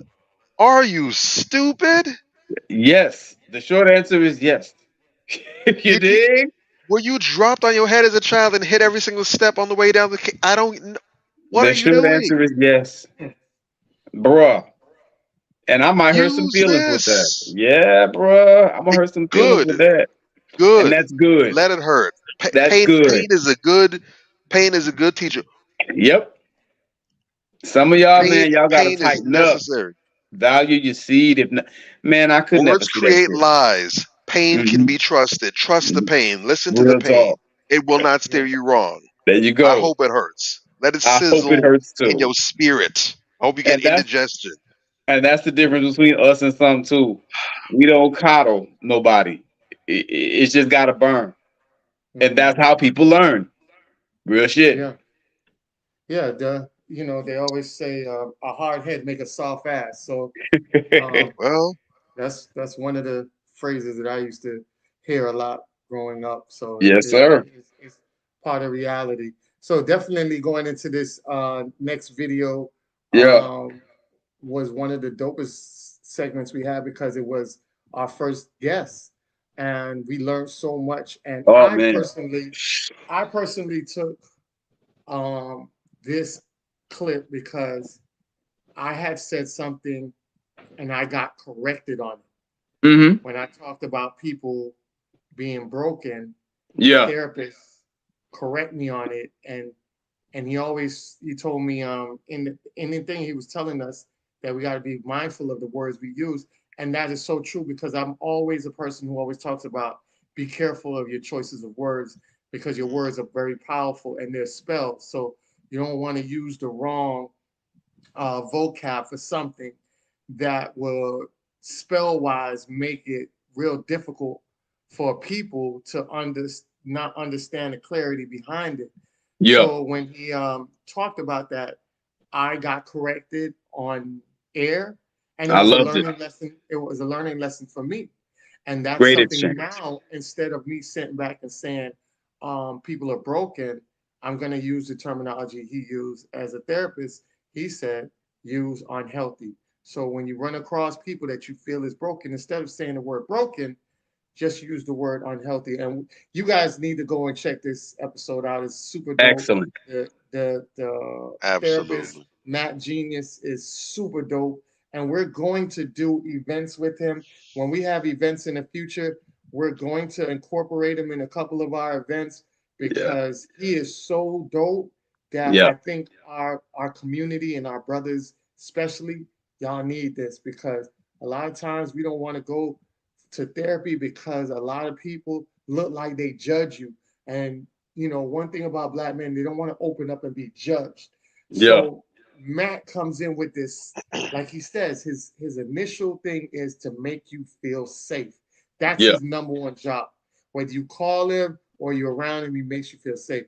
I felt safe just dialoguing with this man. I felt Yeah, like man. he was my brother, my uncle. I Absolutely. felt like he was just family the whole time he was on stage with us. So I took this clip out and I want you guys to see it. But you guys go watch the video itself because he goes more in depth. So I'm gonna just give you a little short clip of what he was saying.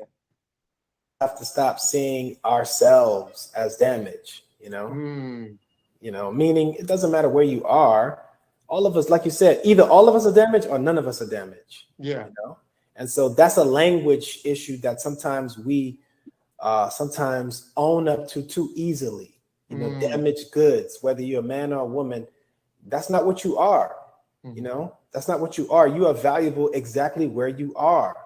And mm, it takes a person such as yourself and to see that value in that person mm, sometimes to assist. mm, But now let me give some freedom to a lot of men and women out there who are listening. If you are an adult and you are in a relationship, and take this to the bank, please cash this in immediately. That person's emotions are not your responsibility. mm. And it may sound harsh, man, but listen, as an adult, another adult's emotions are not your responsibility. It's Yeah, definitely. Bruh, Super that dope. was $1 million worth of game in 30 seconds, bruh. Facts. Yeah, Shit. Listen. yeah. That's exactly The, what he the, said too. Liberating, woo, listen. liberating. And I know And I'm personally, I didn't say it then, but I know personally, that's a road I've been down before. And when I say that it's tiring, it's not even tiring. Tiring is lightweight. It's draining. It is It is. depleting. yes. It is Mm-hmm. like it is pouring into a never-ending pit. You can't even see the bottom. You can't hear the. You don't even know if what you're pouring out is even reaching the bottom. It's just nothing. Yeah. It's just it is depleting. So that right there, I hope that that makes it to people who need to hear that, who need to get their release, because those people who are trying to hang in there, they think that they're doing a favor, they feel like this is their obligation and it's their mission or whatever. Don't do it. Yeah, man. There's Real other talk. ways to help. That's not your assignment. You don't got the tools for that. You don't have you ain't built for that. That's not your assignment. Mm-hmm. You Mm, can there's other ways that you can help and that you can be a support system, but that ain't it. All that's going to do, trying to take that burden off yourself, is going to ensure that it's going to be not one but two unhealthy people. Mm-hmm. Mm-hmm. So now the Yeah. first responder got to come, and instead of one person they got to administer aid to, now they got two people to help out now. mm-hmm. Man. I'm Powerful. so glad to hear him say that, particularly to you, Aunt, because Yeah. you are like the nicest person Hmm. and you're so giving and you just want to help everybody. I can imagine, you know, in a relationship environment, what that looks like. It must be that same thing on steroids a trillion times over, right? And you and I have had some conversations, you know what I'm saying? And I worry about, how nice you are in that capacity. But to hear this person say it Hmm. in the way that he said it, so unapologetically with his credentials, you understand what I'm saying? Hmm. That's weight. That's weight, and it's going to resonate better. You know what I'm saying? And it's going to I, I stick. And I think I did, and I think that, and I don't know if that was a 100% conscious decision, but I yeah, think at least subconsciously, that's what that section is what you gravitated towards to pull out. And also, I don't think it's necessarily a coincidence during the dialogue during the show that you were the one who said something that he picked up on and led to that. So I mm, definitely feel as though that that was definitely for everybody, but I definitely feel that there was a piece of that that was divinely intended for you. Yeah. I'm not that gonna was a get too deep in the moment, weeds with it, but I don't know if he was even aware of it. Too. I think there was a lot of because again we don't rehearse this. We don't have any powwow meetings where we right? come and we go over all this dialogue and stuff. And if, nah, literally we come up on here and you want to talk about freestyling. We Yeah, come up here. This is all organic. So the fact that all Definitely. four of us could have been on this stage, um, I don't believe any of us have spoken to Matt outside of Anthony before. So yeah, at Yeah. least three of us were strangers to each other. yeah. Yeah. You know what I'm saying? For this to pop out, I'm not a person that's big in coincidence. Mm-hmm. I don't really believe in that. I definitely believe that there was something behind that, and I hope that that's something that lingers with you for the rest of your life. Because I definitely picked up on a lot of gems, including that from him That was myself. So great. That was my that favorite was major exchange. for me. Yeah, Yeah. my favorite Yeah, exchange in the whole show. And you know what, too? I just want to commend you and for the way that you responded to that and the way that you responded to other such moments, right? Yeah. That's one thing that's really really good about you, man, and I appreciate it and I really respect it. You don't have this defensive, oh, Mm-mm. I gotta put my dukes up now. No, you listen to what the man said and you're like, you know what? He got something there. You know Yeah. what I'm saying? And like you take it in and I'm sure you'll use that to your benefit going forward. That's something that's always going to stay with you. And that's because you allowed yourself to receive it. A lot of us, our ego Hmm. too damn big. What this nigga telling me? But you don't ever do that bullshit. Yeah. Yeah. And I like that. That gives you hella credibility. You know what I'm saying? Because being able to humble yourself and take what somebody's saying and listen, like you say all the time, Mhm. listen to understand, not listen to not to respond respond. Yep. in real time and play Yeah. that back. You know what I'm saying? And give it to the Correct. people as a message says a lot about your character. Salute. Definitely. Appreciate 100. that. Yay. Like I always tell children, that I mentor or young adults or people that I talk to on a daily. Mm. Um, I'm not perfect. I Yeah. never profess that I am, and Hmm. I've always been a person that wants to learn. And the No doubt. only way you can grow is learn. I have people that tell me stuff and I'll be like, I never knew that. And they be like, damn, I thought you knew everything. And I said, who told you that I knew everything? I don't know everything. Who I knows said, everything?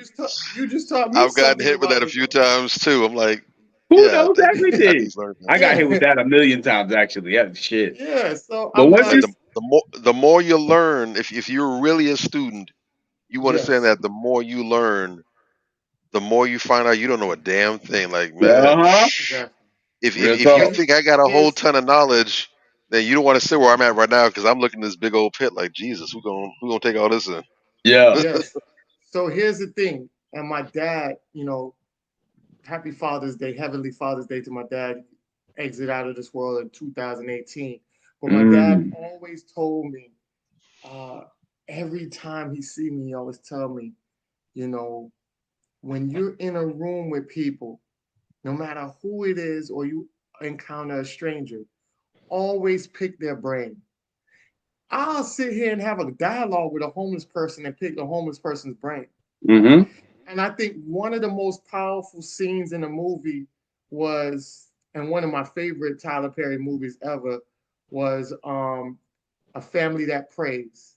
Mm-hmm. And in the movie, the lawyer was homeless, right? Mm-hmm. He was part of the firm. They kicked him out.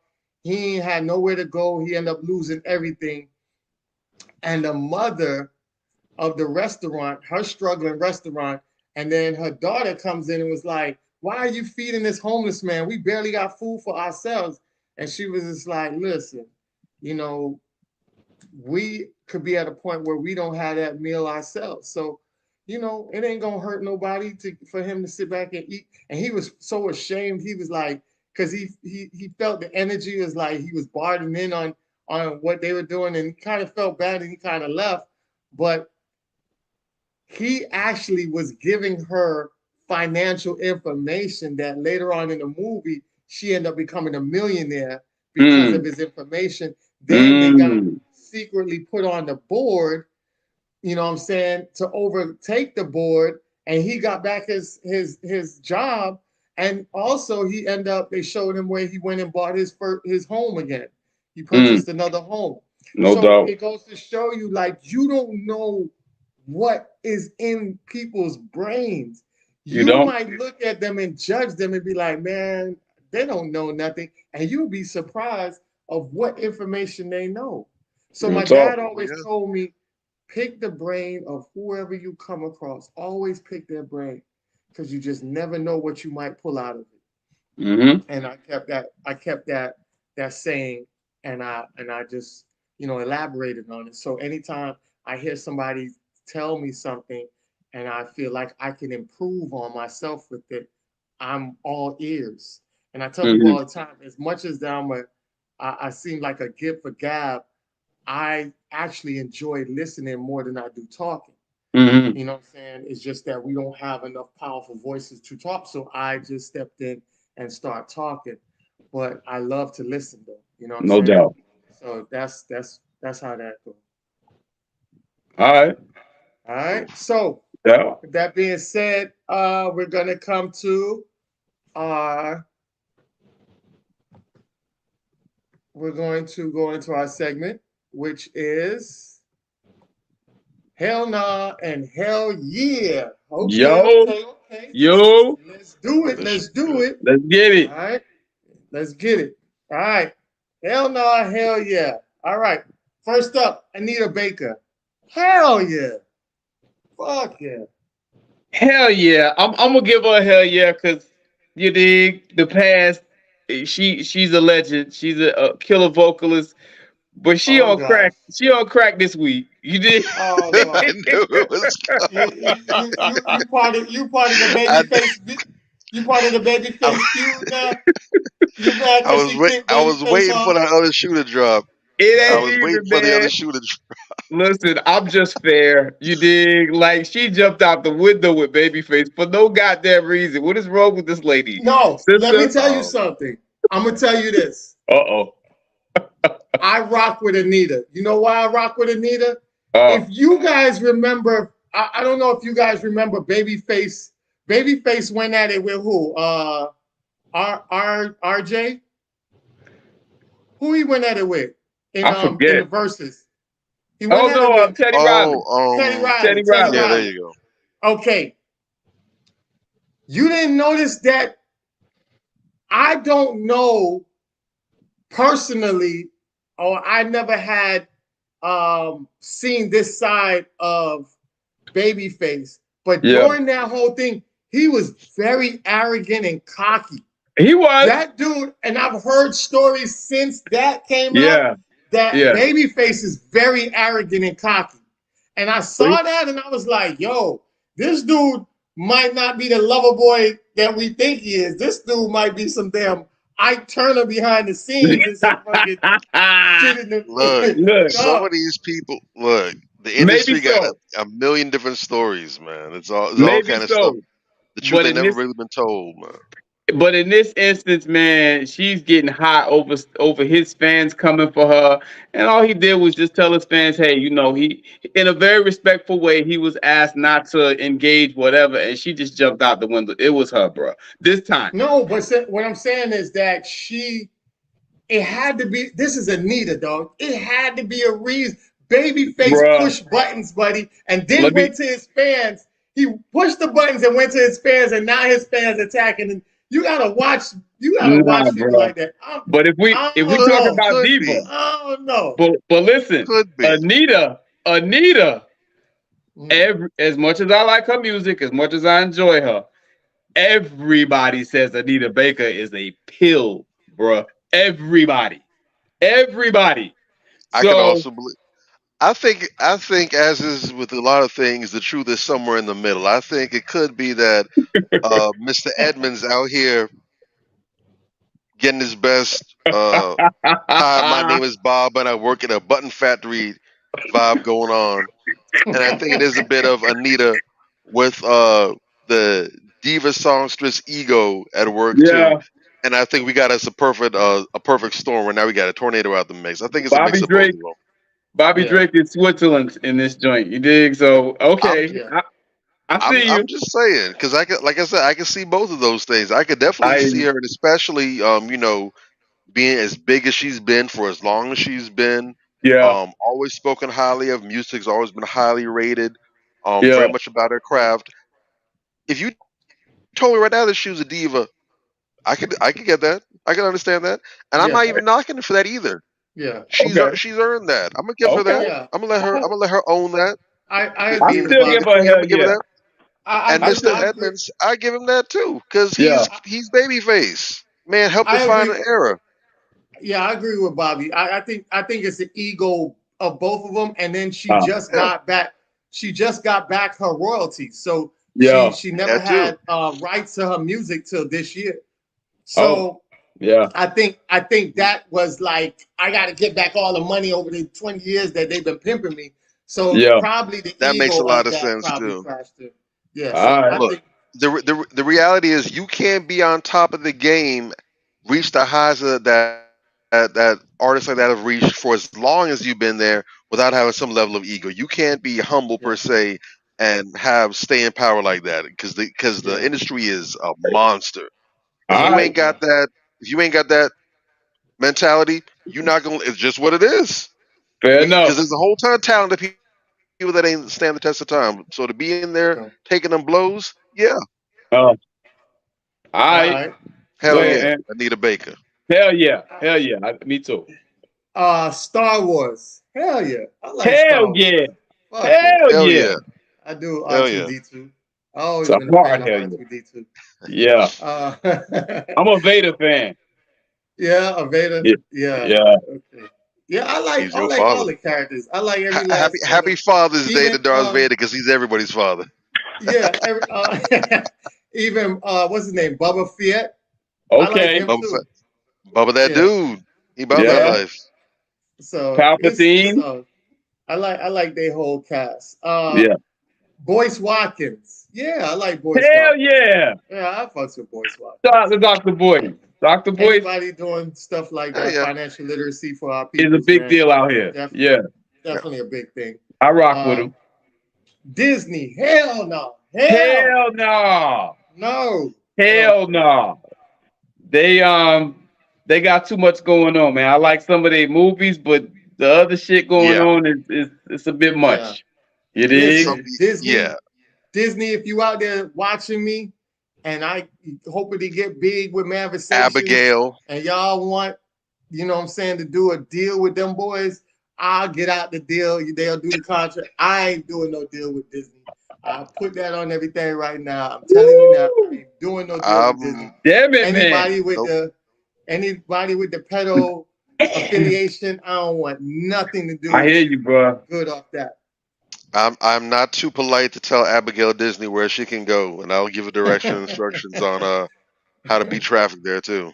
You dig? All right. Force. Power Book 4. Hell yeah. Hell Fuck yeah. yes. Hell yeah. Fuck It yeah. started off it I, I'll give started it a off hell yeah. bad.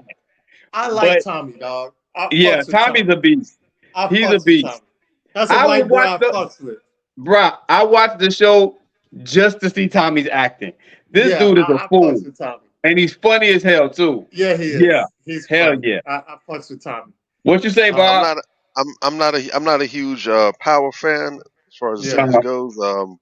But I give it a hell yeah because of what it's doing for the greater entertainment picture. And it's funny Mhm, enough that you bring that up because there was a debate that I was looking at where some people were kind of talking about how you know we don't need more of these drug shows, these gang shows. That's all we put out. We don't have any other content. mhm, And I agree with that. I said, I definitely mhm, feel like we definitely need to be putting some other stories out there. Absolutely. mhm, But at Yeah, the same time, considering what 50 is doing and at the level he's doing it, mhm, making top quality content, if this stuff is going to be out there, then first off, I would rather have it come from us. That's one. mhm, true. mhm, Second of all, um, the reason why it's making such big waves is because nobody else that looks like us is doing this. Real mhm, talk. So Real talk. I've got to be honest. If you're that bothered, if you're that triggered by seeing this, because I really don't recall these kind of arguments getting placed out there when non-black people are making this content. yeah. Leave Come that on there for now. now. Come on I'm gonna now. leave that there. Come I on. didn't drop. I didn't drop that to start another conversation. We can pick that for another day. Hey, But I don't see Mhm, that getting brought up when other people are putting it out there. that's yeah. solid. That's true. But if you are that bothered and that stricken by what Mr. Brother Jackson is putting out, please go ahead, build up your war coffers, and drop your own content that's as Mhm, good in terms of quality, Or and better. most important, good in terms of storyline. It's compelling. You Mm-hmm. have thoughtful, engaging characters that people can get behind. Characters that the people can love, characters that people can hate, and characters mhm, that have people feeling some kind of way.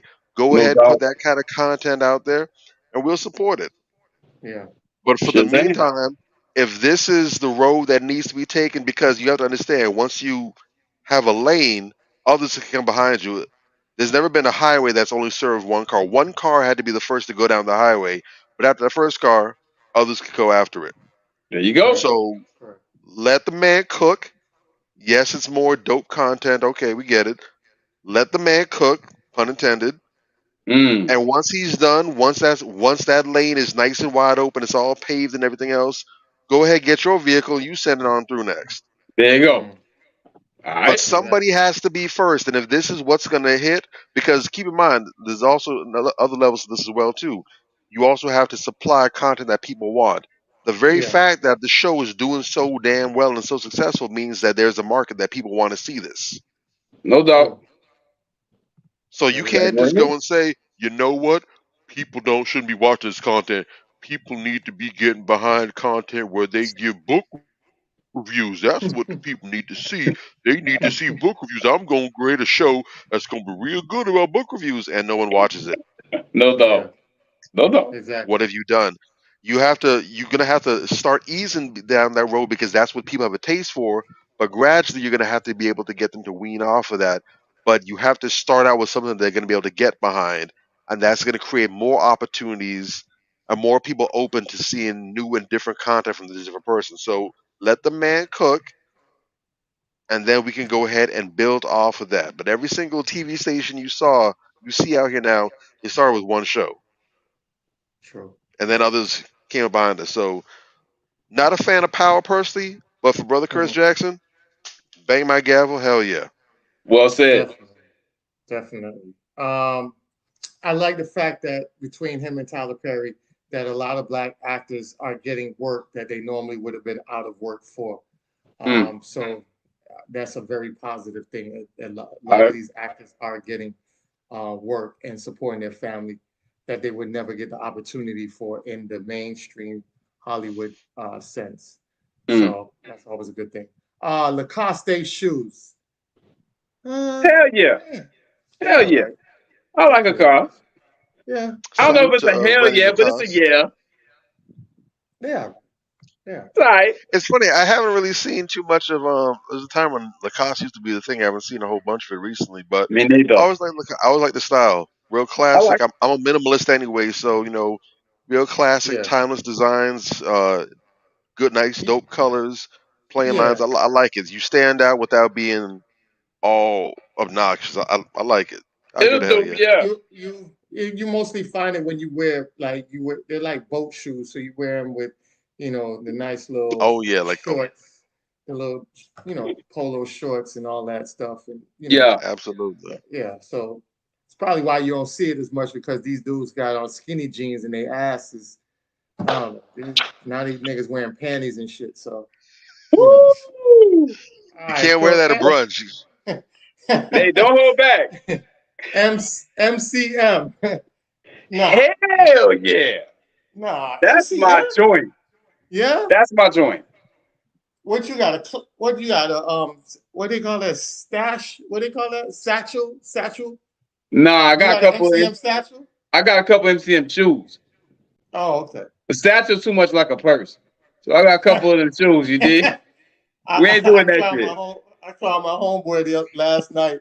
He was in we was at Tootsie's and that they had on. I said, "Damn, bro, you got your purse on you?" And he's like, "Man, don't start that shit." He's like, "My wife always say, my wife always say, what do you say? My wife." He said, "My wife says before I left the house, hey, you made sure you got your purse." We ain't doing that shit. She out of You pocket. dig? Oh man, that is funny as hell. All right, Ice Cube, hell yeah, fuck Hell yeah, yeah. Ice Cube, One of the definitely, best lyricists in the creation of in the history of hip hop. One of the best yes, lyricists in the history of hip hop. Ice Cube. definitely, Once legend. again, not like we need the validation or we need to get confirmed from anybody else, but it Yeah. has been officially designated. Shout out to Brother Cube for Mhm. being the official first owner of the first ever black professional sports league with the big Yes, three. That's what's Salute exactly. up. to that. Shout out to that brother. Salute to that. I know when he first started, there's a whole lot of people casting aspersions, talking Hmm. slyly. Oh, don't nobody want to see that, man. You do something for with your money, Yeah, but still Hey, here, still hey. stand the test of time. Shout Cube has out to that proven that brother. yeah, he's been a man of vision. He sees the big picture, even when other people don't see it when they doubt him. He's proven yeah, that he has what it takes to go out there, bet on himself. yeah. Mm-hmm. That's a big takeaway right there for all the brothers out there.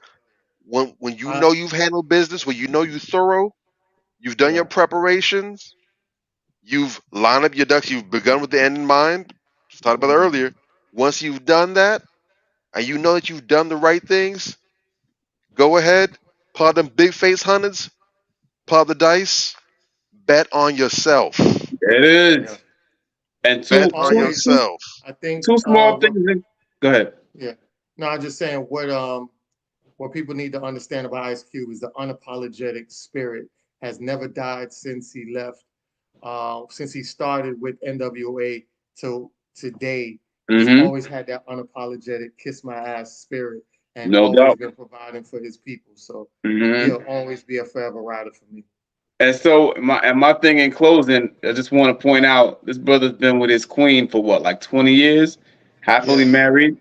I'm sorry, yes, 30, like 30 years with his queen, you dig? yeah. Happily married, and definitely one of the greatest writers, not just in hip hop, but Hmm. generally of all Yeah. time. This man writes movies. He writes, of course, he wrote for everybody in NWA. He wrote for himself. Hmm. This man is a monster, monster talent. Shout out to Ice Cube.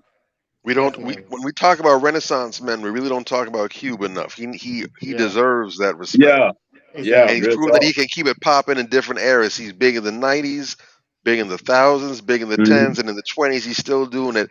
It's hard to be that successful, and not. It's hard to be that successful consistently in one area. It's hard to Yeah. stay on top, but to be doing multiple things, music, you Sick, doing movies, and Hollywood is a beast. That's a sick. Yeah. different monster. Hmm. And then with the sports industry, and he's at the top.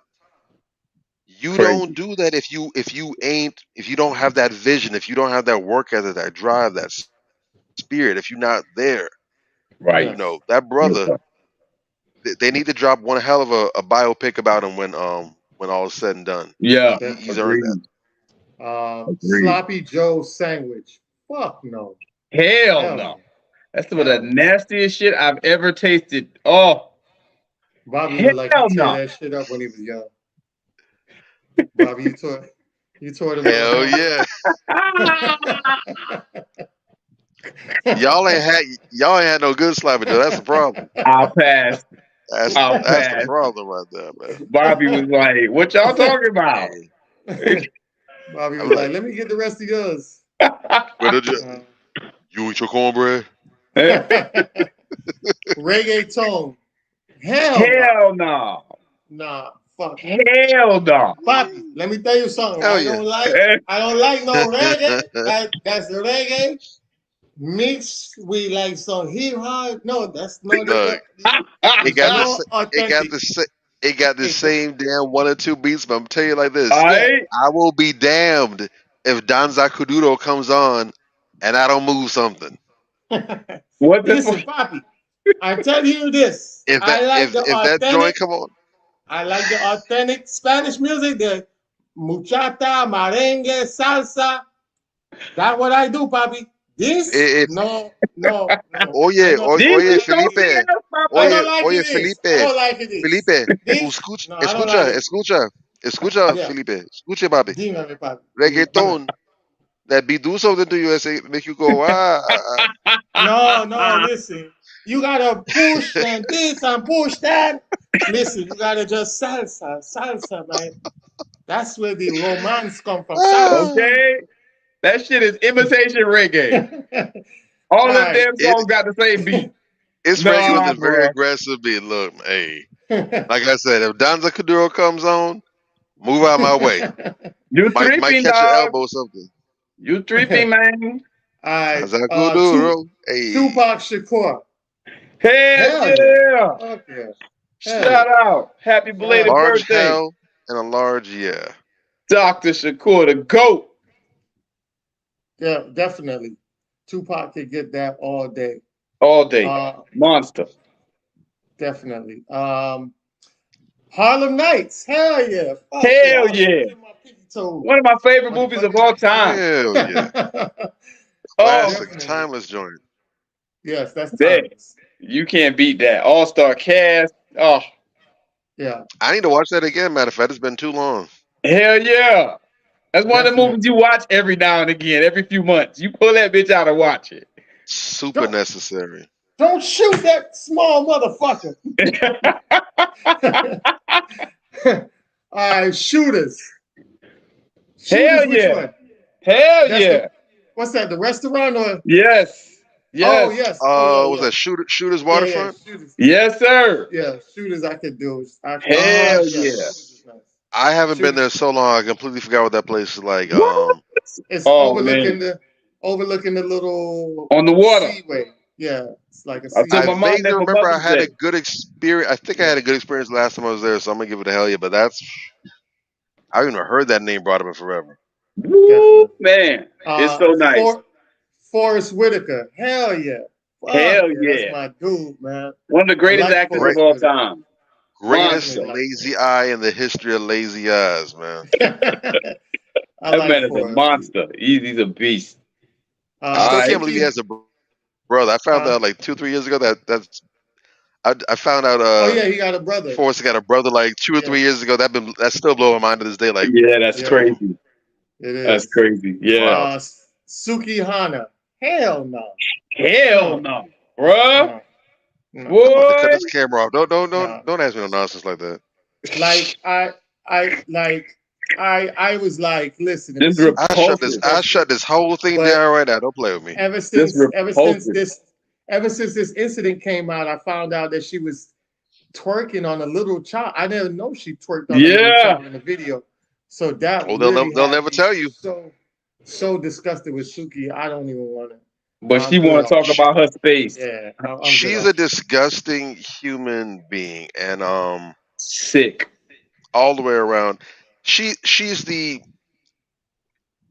if attention whores were in a fighting game like a Street Fighter or Tekken, she would be the final boss. Real When you talk. defeat all the other attention whores out there, you gotta take this one on too. She is absolutely loathsome and disgusting. Um, and to be honest, the whole situation that what's the president YK Osiris, I think Yeah. Mhm. I f- her whole thing is appealing to the lowest, basest, most degenerate energy that's out there. And Hmm. that's why you got dudes, because I've seen apparently other footage that saw a video not just of this, but there's also one that people are trying to drum up to the same level of outrage. They can't do it because there's no physical component to it. But Yeah. she was a guest on some radio show, whatever, and the host right there is talking all kind of loose and nasty with her and everything else. Mind you, she was one who got the ball rolling, but I guess he took it to a higher level than her, and then she wants to go clutching her imaginary pearls or whatever. Yeah. But I've seen a ton of interviews and stuff where basically she's the if anyone's being sexually assaulted, it's the people she's speaking to. She's out here telling dudes what she gonna do this and that to them and all this other Yeah. nonsense. And it's Yeah. supposed to be considered just entertainment. This isn't really her, it's just entertainment. But when people Hmm. return the same energy to her, when they reciprocate, now all of a sudden she wants to play the oh, you're invading my privacy. Oh no. Oh, that's I mean that in the bedroom, not right now. Yeah. She went straight It's Karen with that cheap and shit. Yeah. disgusting. She went straight Um, Karen. Yeah. and Definitely. I'm saying, if dudes were halfway intelligent, they wouldn't even. You see a Sukiana coming your direction, you cross the street. Yeah. Exactly. Exactly. I would not bring myself to be in a room with her for longer than for 3 minutes. And if I'm in there for 3 minutes, it's because I'm trying to get through the crowd of people to get out the door. Then you When you go. see someone like Right. that, you go the other direction because people like that are the ones that are dangerous. They're the ones that get you hemmed up.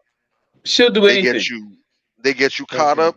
You will be left holding the bag, and the bag ain't got nothing nice inside of it. You're Those right. people are dangerous. Those are the ones that get you on false rape allegations. They get you on fake sexual assault charges. They Yep. go ahead and get your name out here dirty in the street. There is no benefit to being around those kind of people. Those people are the definition of a liability. And if you Hmm. have Right. anything to defend or protect, you keep yourself from them. Let them stay where they at. People Real All getting talk. on right. them dudes. People that were getting on them dudes. Duval knows who were at that table with her. Talking about, oh, why didn't they get up and defend her? There's a reason they didn't get up and defend her. Hmm. Real talk. I'm Stay out of almost that shit. positive. I'm almost positive there was another sister up there who wasn't on the nonsense. First off, I'm almost positive that dude wasn't going to come up and do that to her. Number one, Right. and number two, if they did, I'm positive you had a dude come up and say something. Hey, slow down, partner. What you doing? Hmm. People Yeah. like to talk about Definitely. what is it being manifesting and being mindful of the energy you bring and the energy you keep around you. If that's Yeah. the energy you perpetually keep around you, you can't be upset if people are mirroring what you're giving them. Real Yeah. talk. Yeah, I just want to Personal Um. interject. responsibility and accountability, man. I just want to interject real quick. The Real quick. exact Real quick. same thing happened with Madonna and Drake. Actually, it was worse though because she did actually kiss him on the mouth, and he was disgusted by it, and he was oh god, As he should be. and nobody said shit. Just saying. Go ahead, They did Ann. that with Busta Rhymes too. But that fan in the audience went in and groped on Busta, and he's a married Yeah, man, faithfully married man. yeah. I think he actually popped her for that too, and He, cussed her He out got up on there. stage. Yeah, he And they did. tried to go ahead and get on him for that. It's like, wait a second, I thought we were all about They so full personal of shit. space, not sexually assaulting. They so full of shit with their misandrous and with their misandrous ways and double standards. Go ahead, Ann. What you got, man? yeah. And let's not forget that the girl tried to grope him from the back and he threw the water on her too. Yeah. Uh Rolo Rolo Tomasi. Tomasi, Hell whatever. no. Hell no. Hell I no. don't I don't even know who that is. I What? just had to Google him. That is Oh, the father. That's the that's the daddy, father of the red the great pill. great grandpappy of the red pill movement. Yes. Oh, Oh yeah. That's his He brainchild. and he's an idiot. I heard him on some show recently where some guys just gave him a really basic challenge to a poster he put up and he couldn't even respond to it. He's a monkey. Dude, this guy, he's the father of the modern red pill movement. I see why the movement is so flawed. If he's the father of that movement, he's a Yep. clown. The dude, he put up a post, the post I'm referring to, talking about ways for young men to be successful, and Yeah. it was Yeah. just a whole bunch of dumb shit. Don't get married. don't have any children, get a vasectomy. And He's they was like, married. He has what? children. He hasn't had a vasectomy, and all that is nonsense. None of those things are things that he's done, that he stands by. And he couldn't make any sense of it. They ate him alive. These were some kids, man. These guys were like 21 years old. They lit his ass up. He's a monkey, dude. He's a fool. All So right, yeah, let's hell move on no. to something more productive. Dominique Fishback. I like Hell her. yeah. I love her. She's dope. Hell yeah. She is Hell a yeah. rising star. Yeah. Full Not familiar. disclosure, full disclosure, we're related. Okay, so she's a distant cousin of mine. So I'm just Oh, gonna put nice. that out there. Not gonna say that's the reason I'm saying hell yeah, because she's a hell of an actress. You Yeah, she dig? is. But she She a is. beast, dog. She's a monster. What's You she know who good that in? is, Bobby? Never She's heard in the the name. movie. She's in the what's the one? Swarm. The Swarm. She's in Swarm. The lead actress She's in I actually Swarm. she's the still lead. haven't seen She's that. she's the Oh lead. shit. Okay. Yeah, I'll get to it. Jesus. You guys, Yeah, so you guys, okay. I'll she get a there. beast, bro. She a beast. She's the She lead. was in Yeah, a you movie know with you'll Jamie. check She was in a you'll movie with check Jamie out. Foxx not too long ago too. Power Yeah, Which something. one? That Netflix one? Project Power, I think it's called. Oh, was she his daughter in that? Yes, yes. He Oh, a okay. monster, dog. Okay. Yeah, she'll I've ride. seen her. All right, cool. all right. Harlem TV show. Hell to the no. Hell no. That is the worst Harlem. TV show to come on TV in the last 10 years. That shit is Har- garbage. which Harlem? Harlem, the one with Megan Good and all these other Um, Oh no! birds. Oh yeah. Yeah. No, That I shit is garbage. that I shit completely was so forgot that was out that there. shit was so it was so horrible. That's why she got the divorce. Oh, After she was horrible. looking up in that man's ass like that, that pastor was Oh, like, that's the nah, thing. I'm good off that. Any show you got a man Imagine with his you got legs up in the air Yeah, asking a woman to eat his ass. She went full Gabrielle Union on that show. Stop it. I'm that's good got off to that. be that's a horrible L to take in life. You literally sacrificing your dignity to be placing your face in a man's ass cheeks, or at least pretending to do that for camera. It's horrible. The Your show is show's still horrible. garbage. It's All not right. funny. It's not Lord, nearly funny.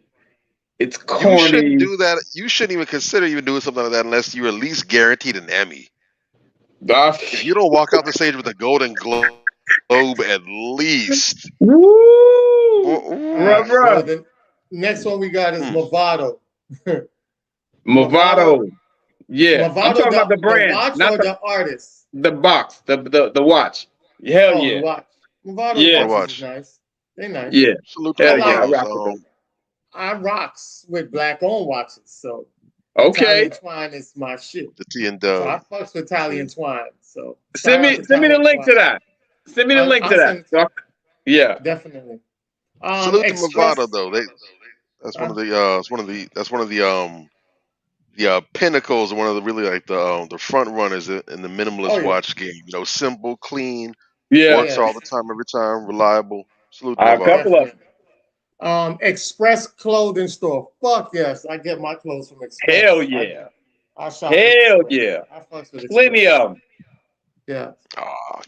I can't do Express. Now, I used to rock Express back in the day, but it was good to me. But Yeah. yeah, Okay. All right. Okay. I ain't mad at you. All these right. Well, shoulders, man. They That's it for these shoulders. this segment of Okay. Hell Yeah, Hell No. Yeah. So definitely a good segment. Hmm. So definitely we are not doing the Queen check for tonight, but we do want to pay homage to one of the iconic legends in South Florida. Hmm. I've known this guy for a long time, um, since I knew him since he had started up down here with Roots Collective. Dude is just a super dope soul, man. I'm talking about. I thought I wasn't gonna meet my match of unapologetic uh, what they call it, the unapologetic of extremists, right? So we had Uh, extremist type views. And I didn't think I was gonna meet somebody with the extreme hilarious um comedical type side as this individual, and super dope dude and really great for the community. So I definitely want to highlight Danny Agnew. This dude was super dope. He was a friend of mine. Um, he really built a lot of what you see down in the community down in Miami, off of 54th and 7th Ave. That's where you Roots Collective was 55th and 7th. mhm. They had a storefront. That was his base hub. He did everything for the community that a lot of people didn't even know he did. Um, and for people that don't know who he was the gentleman who died in the car accident. Um, I think it was Wednesday. Was it Thursday morning? I think it was Thursday morning at 2:30 a.m. Mm. His Yeah. Tesla, his Tesla was coming off the highway, entering onto the high. I think it was entering onto the highway somewhere around there, and he lost control. They said he lost control, and it slammed into the wall and caused an 8-car pileup. And during that 8-car pileup, he ended up losing his life out of everybody there, and his life ended tragically. It hit us hard.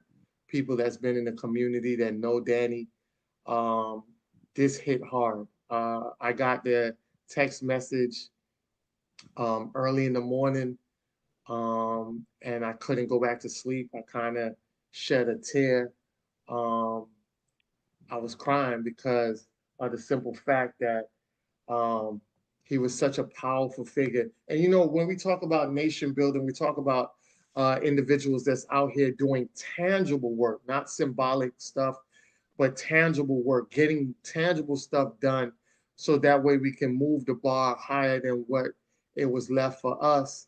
And he was getting tangible stuff done. He also had with Roots Collective, his base was about printing. So he did a lot of printing, t-shirt printing, business printing, whether you need logos and stuff like that.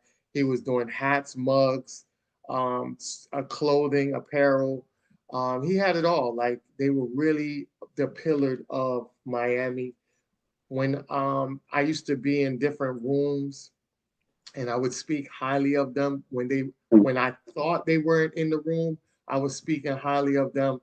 And I remember one time we went to the cigar lounge and we had a brothers meeting over there, and I was telling people like, "Yo, you know, these dudes are real dope. Roots Collective, my boy Danny." And I said, to me, they're like the modern day um, Black Panther because they operate just like Black Panther. And I remember after I was walking outside, Zabo tapped me on my shoulder, and I turned around and I gave that to Zabo, and I was smiling, and then his brother, Danny's brother, was there as well. I've seen Danny's brother a couple times. We weren't as close or know each other like Zabo and Danny. I know Zabo and Danny. Zabo is Danny's right hand man. That everywhere you see Danny, Zabo was right there. Um, and I know Zawo is going through it right now. Can't wait to meet up with that brother to offer my condolences to him.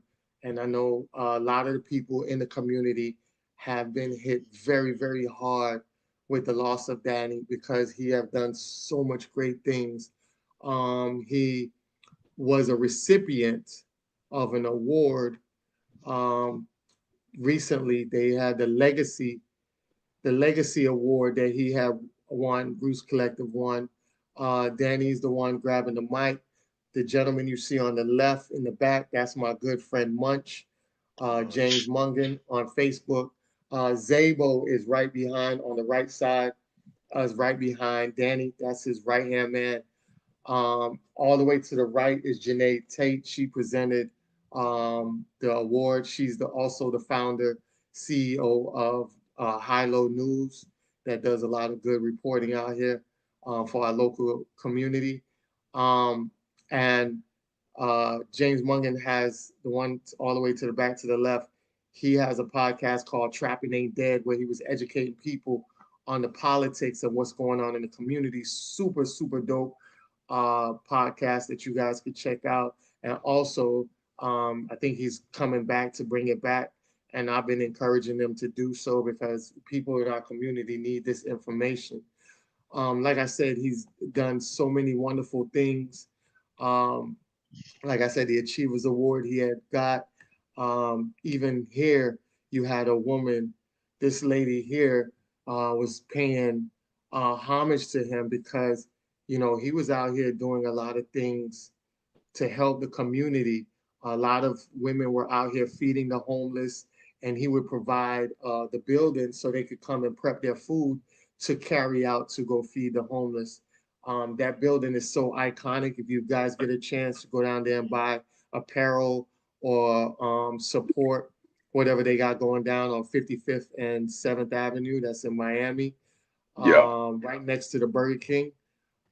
He also, you know, like I said, he was providing so much resources to the community. He had a summer camp, and in the summer camp, he was teaching the children how to prep food for the community and for the homeless. So he had the children out here, you know, doing work for the community, doing community work. This was summer camp. You that's know what I dope. mean? Super dope. And here's the young lady that was in charge of the camp as well. And she's out here, you know, doing things and feeding the community as well.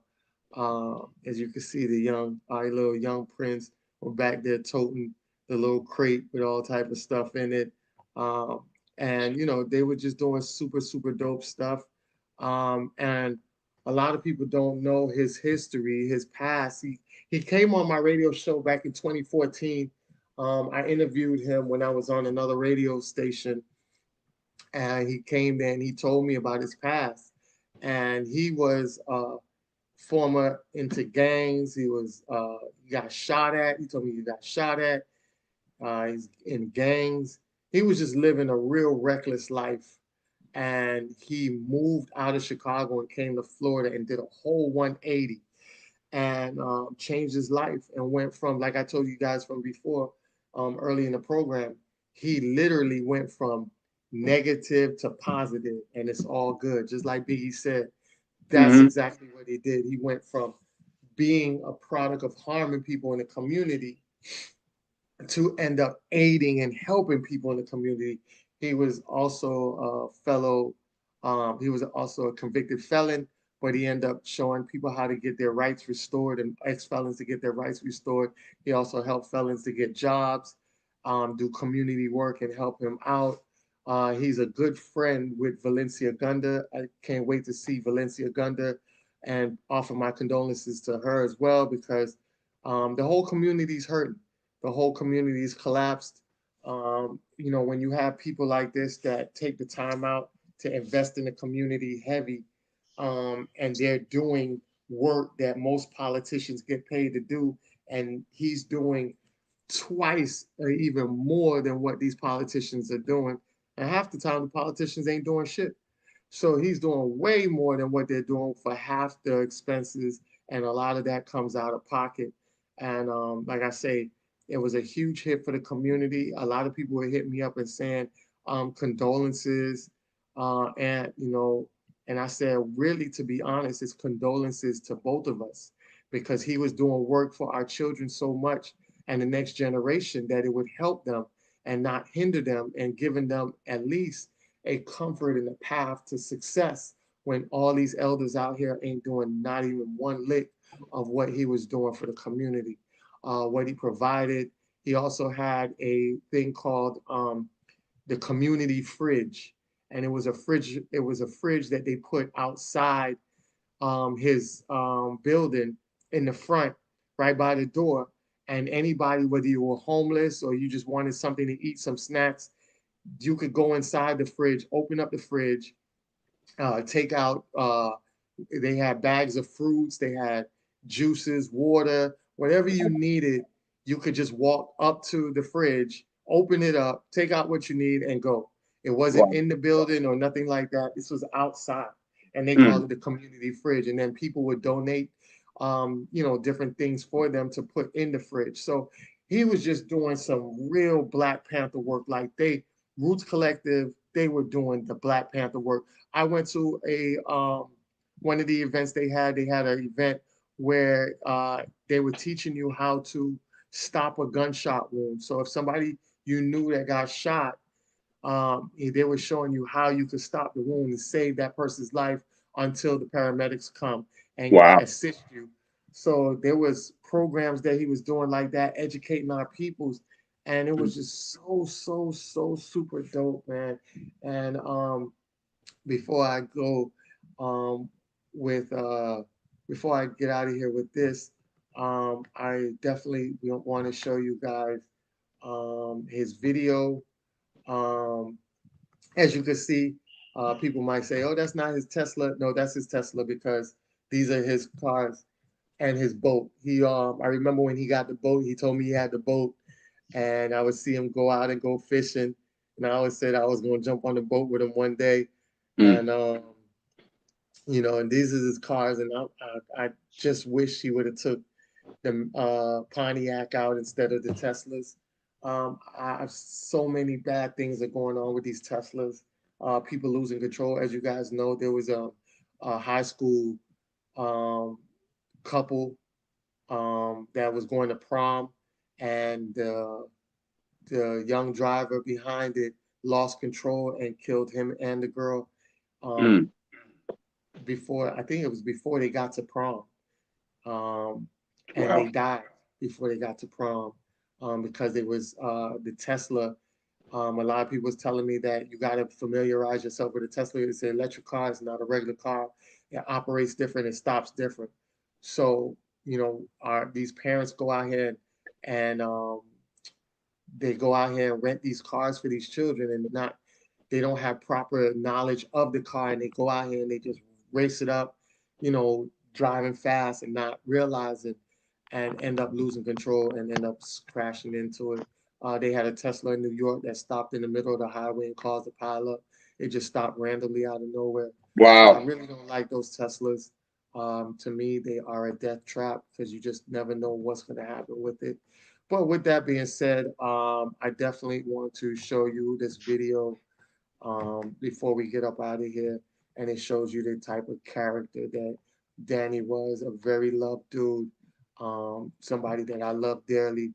And it just hurts my heart. Like this week has just really dampened me because when you lose somebody that powerful in the community, they're never replaced, right? So it's like, damn, you got to go another 50 years before you find somebody that in depth in doing that. Now we still have people out here that's pioneering doing what they do, but that dude right there is just one of a kind. And I'm gonna make sure that I'm part of making sure his legacy is forever lived throughout South Florida. So here's a video of him so you guys can get a better view and also a better understanding of who he is. Because we're in a serious position right now as an organization. Since 2018, we've been on 7th Avenue and 55th, and we've been doing a lot of community work, but now big development is coming and shaking up things for our neighborhood. We're in a position where in September, we're going to be kicked out of our current location. Right now, we've been dealing with evictions. Sharina, we mentioned her, she's the Village Ridge. Sharina, she feeds 150 people every morning, Monday through Saturday, 150 to 200 people every single day, and she's getting ready to get evicted out of her spot because, again, development is coming and taking our city. So we're reaching out to y'all. These are important people in this room. We're not usually in these spaces. We're usually on the ground, but we want to reach out to you all. If you got a property, if you know someone with a property, we got a couple of donors, we got a couple of backers. We need a space so that we can call it our own so goods can continue to grow and push our mission. We love y'all.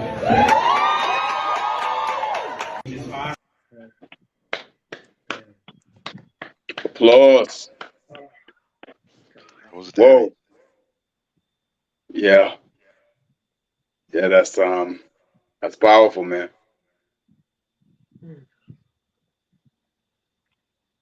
It Yeah. hurts, man. I've been Um, yeah, I yeah, found yeah, out I on understand. Friday morning. I don't know. I was at work. I was multitasking to some things, and I was flipping through my feed, and I don't remember at this point now who it was I saw, but I saw something about Danny passed away, and I was kind of like, "The hell you talking about?" And I was looking to see if maybe they got it confused. Maybe is he just injured or something, and they just or it's not looking good. But um, so he was gone. He's passed, and I checked a couple other people's pages who I knew him, was really close with him, Yeah. and it was weird because I don't know when Friday kicked off. On Friday, I woke up. I just felt so good that whole morning. I'm like, everything's feeling good. Got stuff lined up for the weekend. Next week's gonna be great. Juneteenth's coming up. And as soon as I saw that, it's like the whole vibe was like, okay, closing time. Just Yeah. cut off all the lights, cut off the AC, lock the door, Mm. pull the shutters down. No more. Very So good I've salad, brother. personally been. Mm. I'm not even gonna lie about it. I've really been fucked up since Friday about it. I'm just Yeah. haven't been able to shake out of the funk, and I'm grateful for the people I have around me, and I've done a lot of laughing this weekend too, but um, it just hasn't really lingered like that. Mm. Um, I had I made it a point because I knew I wasn't going to be able. They had the memorial for him tonight, but Yeah. the show must go on literally, so we held down the fort here. But I made a point Friday evening to swing by, stop by the gym. As soon as I left, I grabbed some flowers, grabbed a candle. I slid on down by the shop, Mm. and I saw there's already some flowers out there, some things out there that they had as a little makeshift memorial. So I added my contributions to it, and just was posting the blog there, just reflecting. And while I was there, some other people came up and they laid theirs down too. And so I spent about 15 minutes consoling them because as soon as they pulled up at the store, they just started weeping and crying. So Mm. um, I'm there fighting my tears, and I'm trying to help them fight theirs.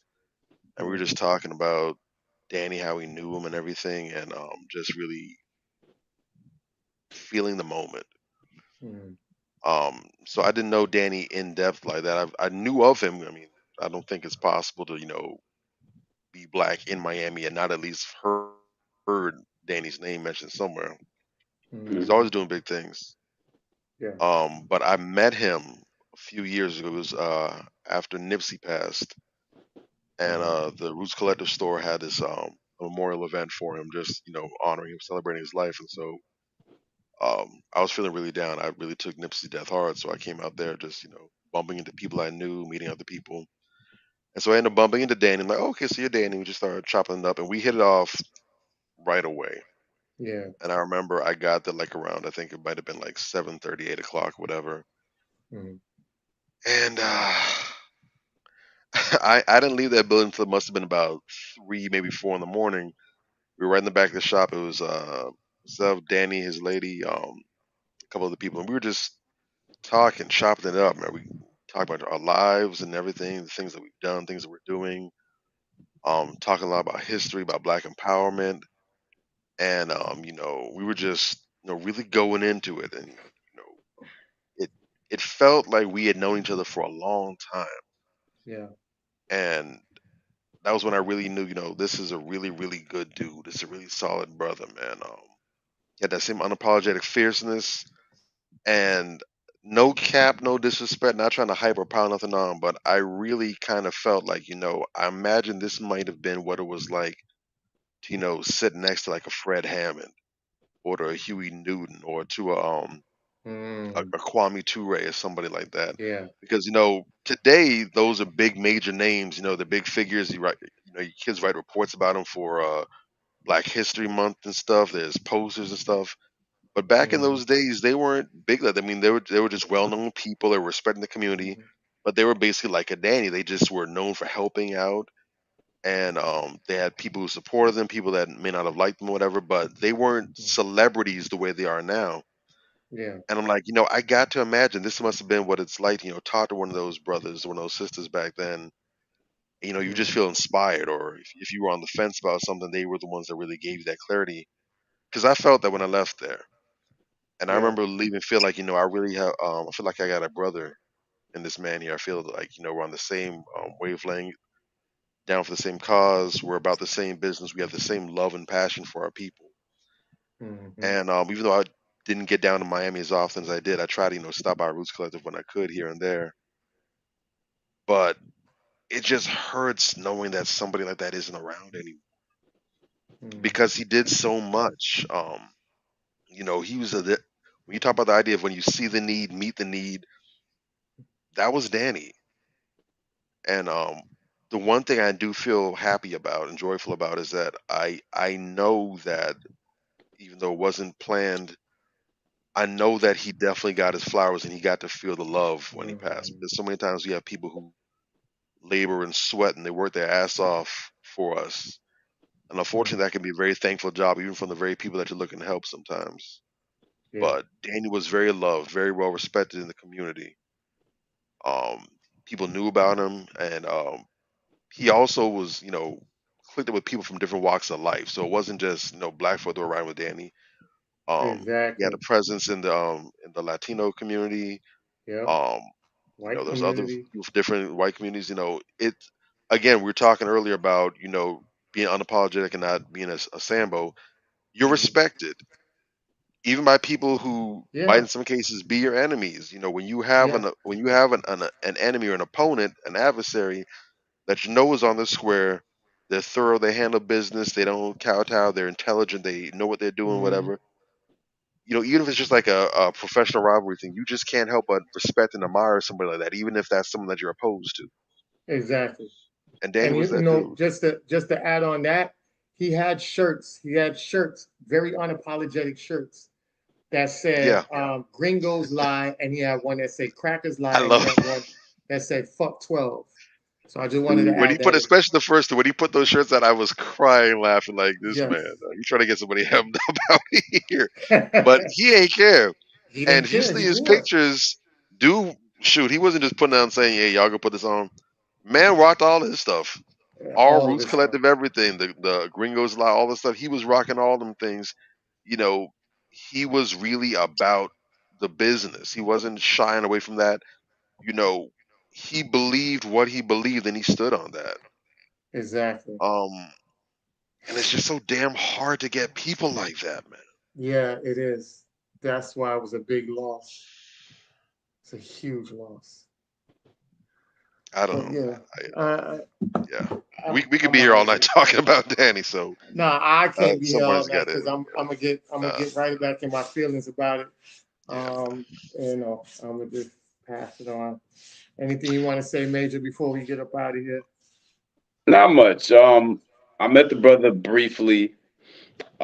Didn't really get to know him like you and or even like Bobby, but clearly,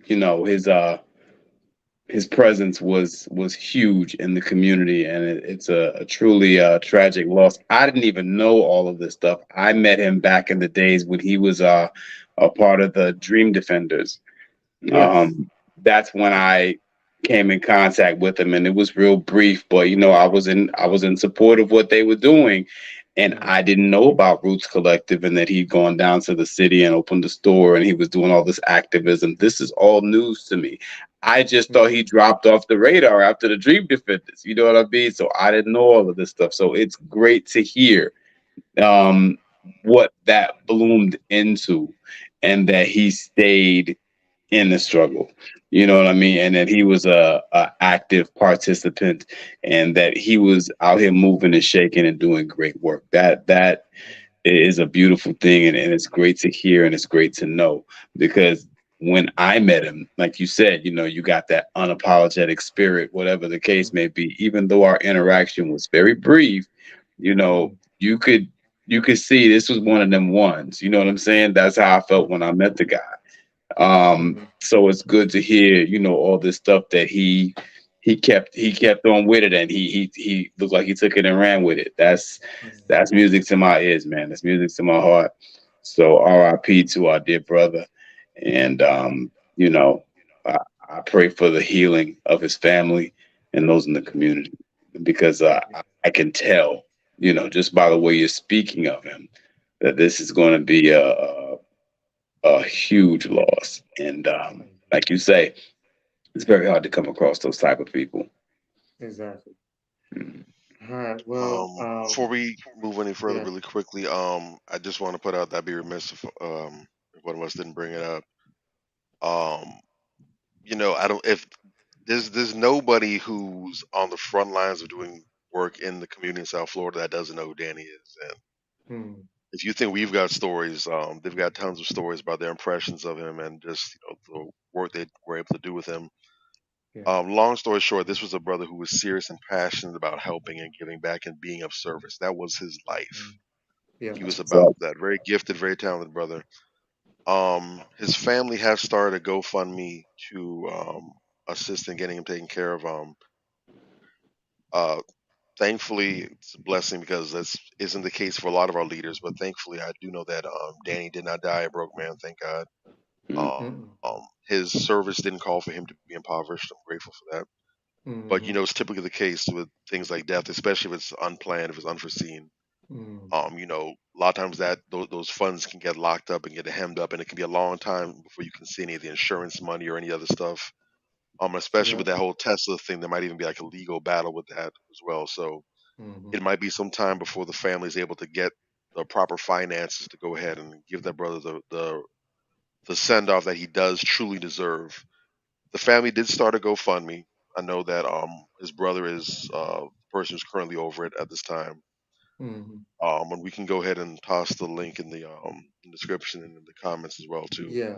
I definitely put the You've heard us description in. talking about him, and you ask anyone, they'll say more, if not the same thing we've been saying about him.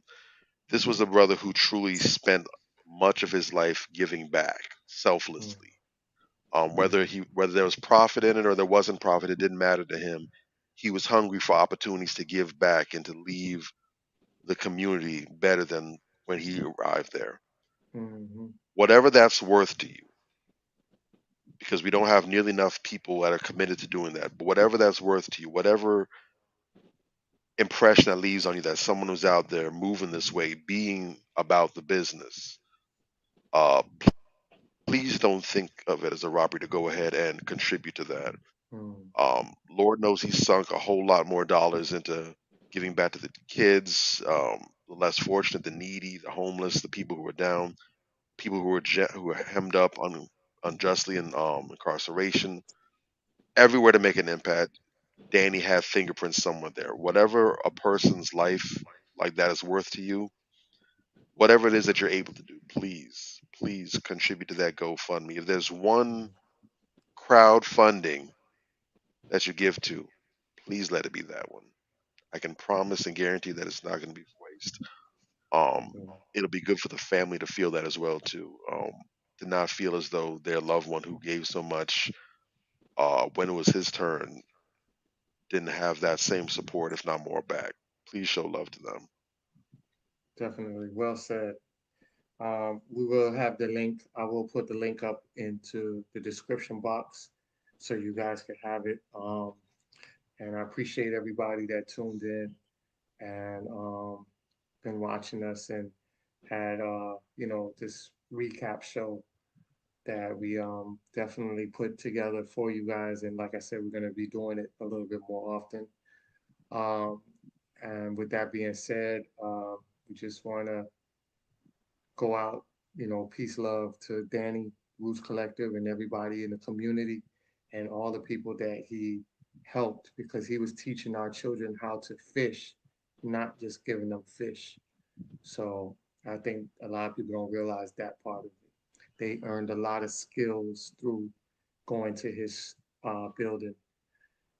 So with that being said, we'll see you guys next week. Appreciate y'all and we love y'all. All right. Peace out, family. All right. Good night. Good night.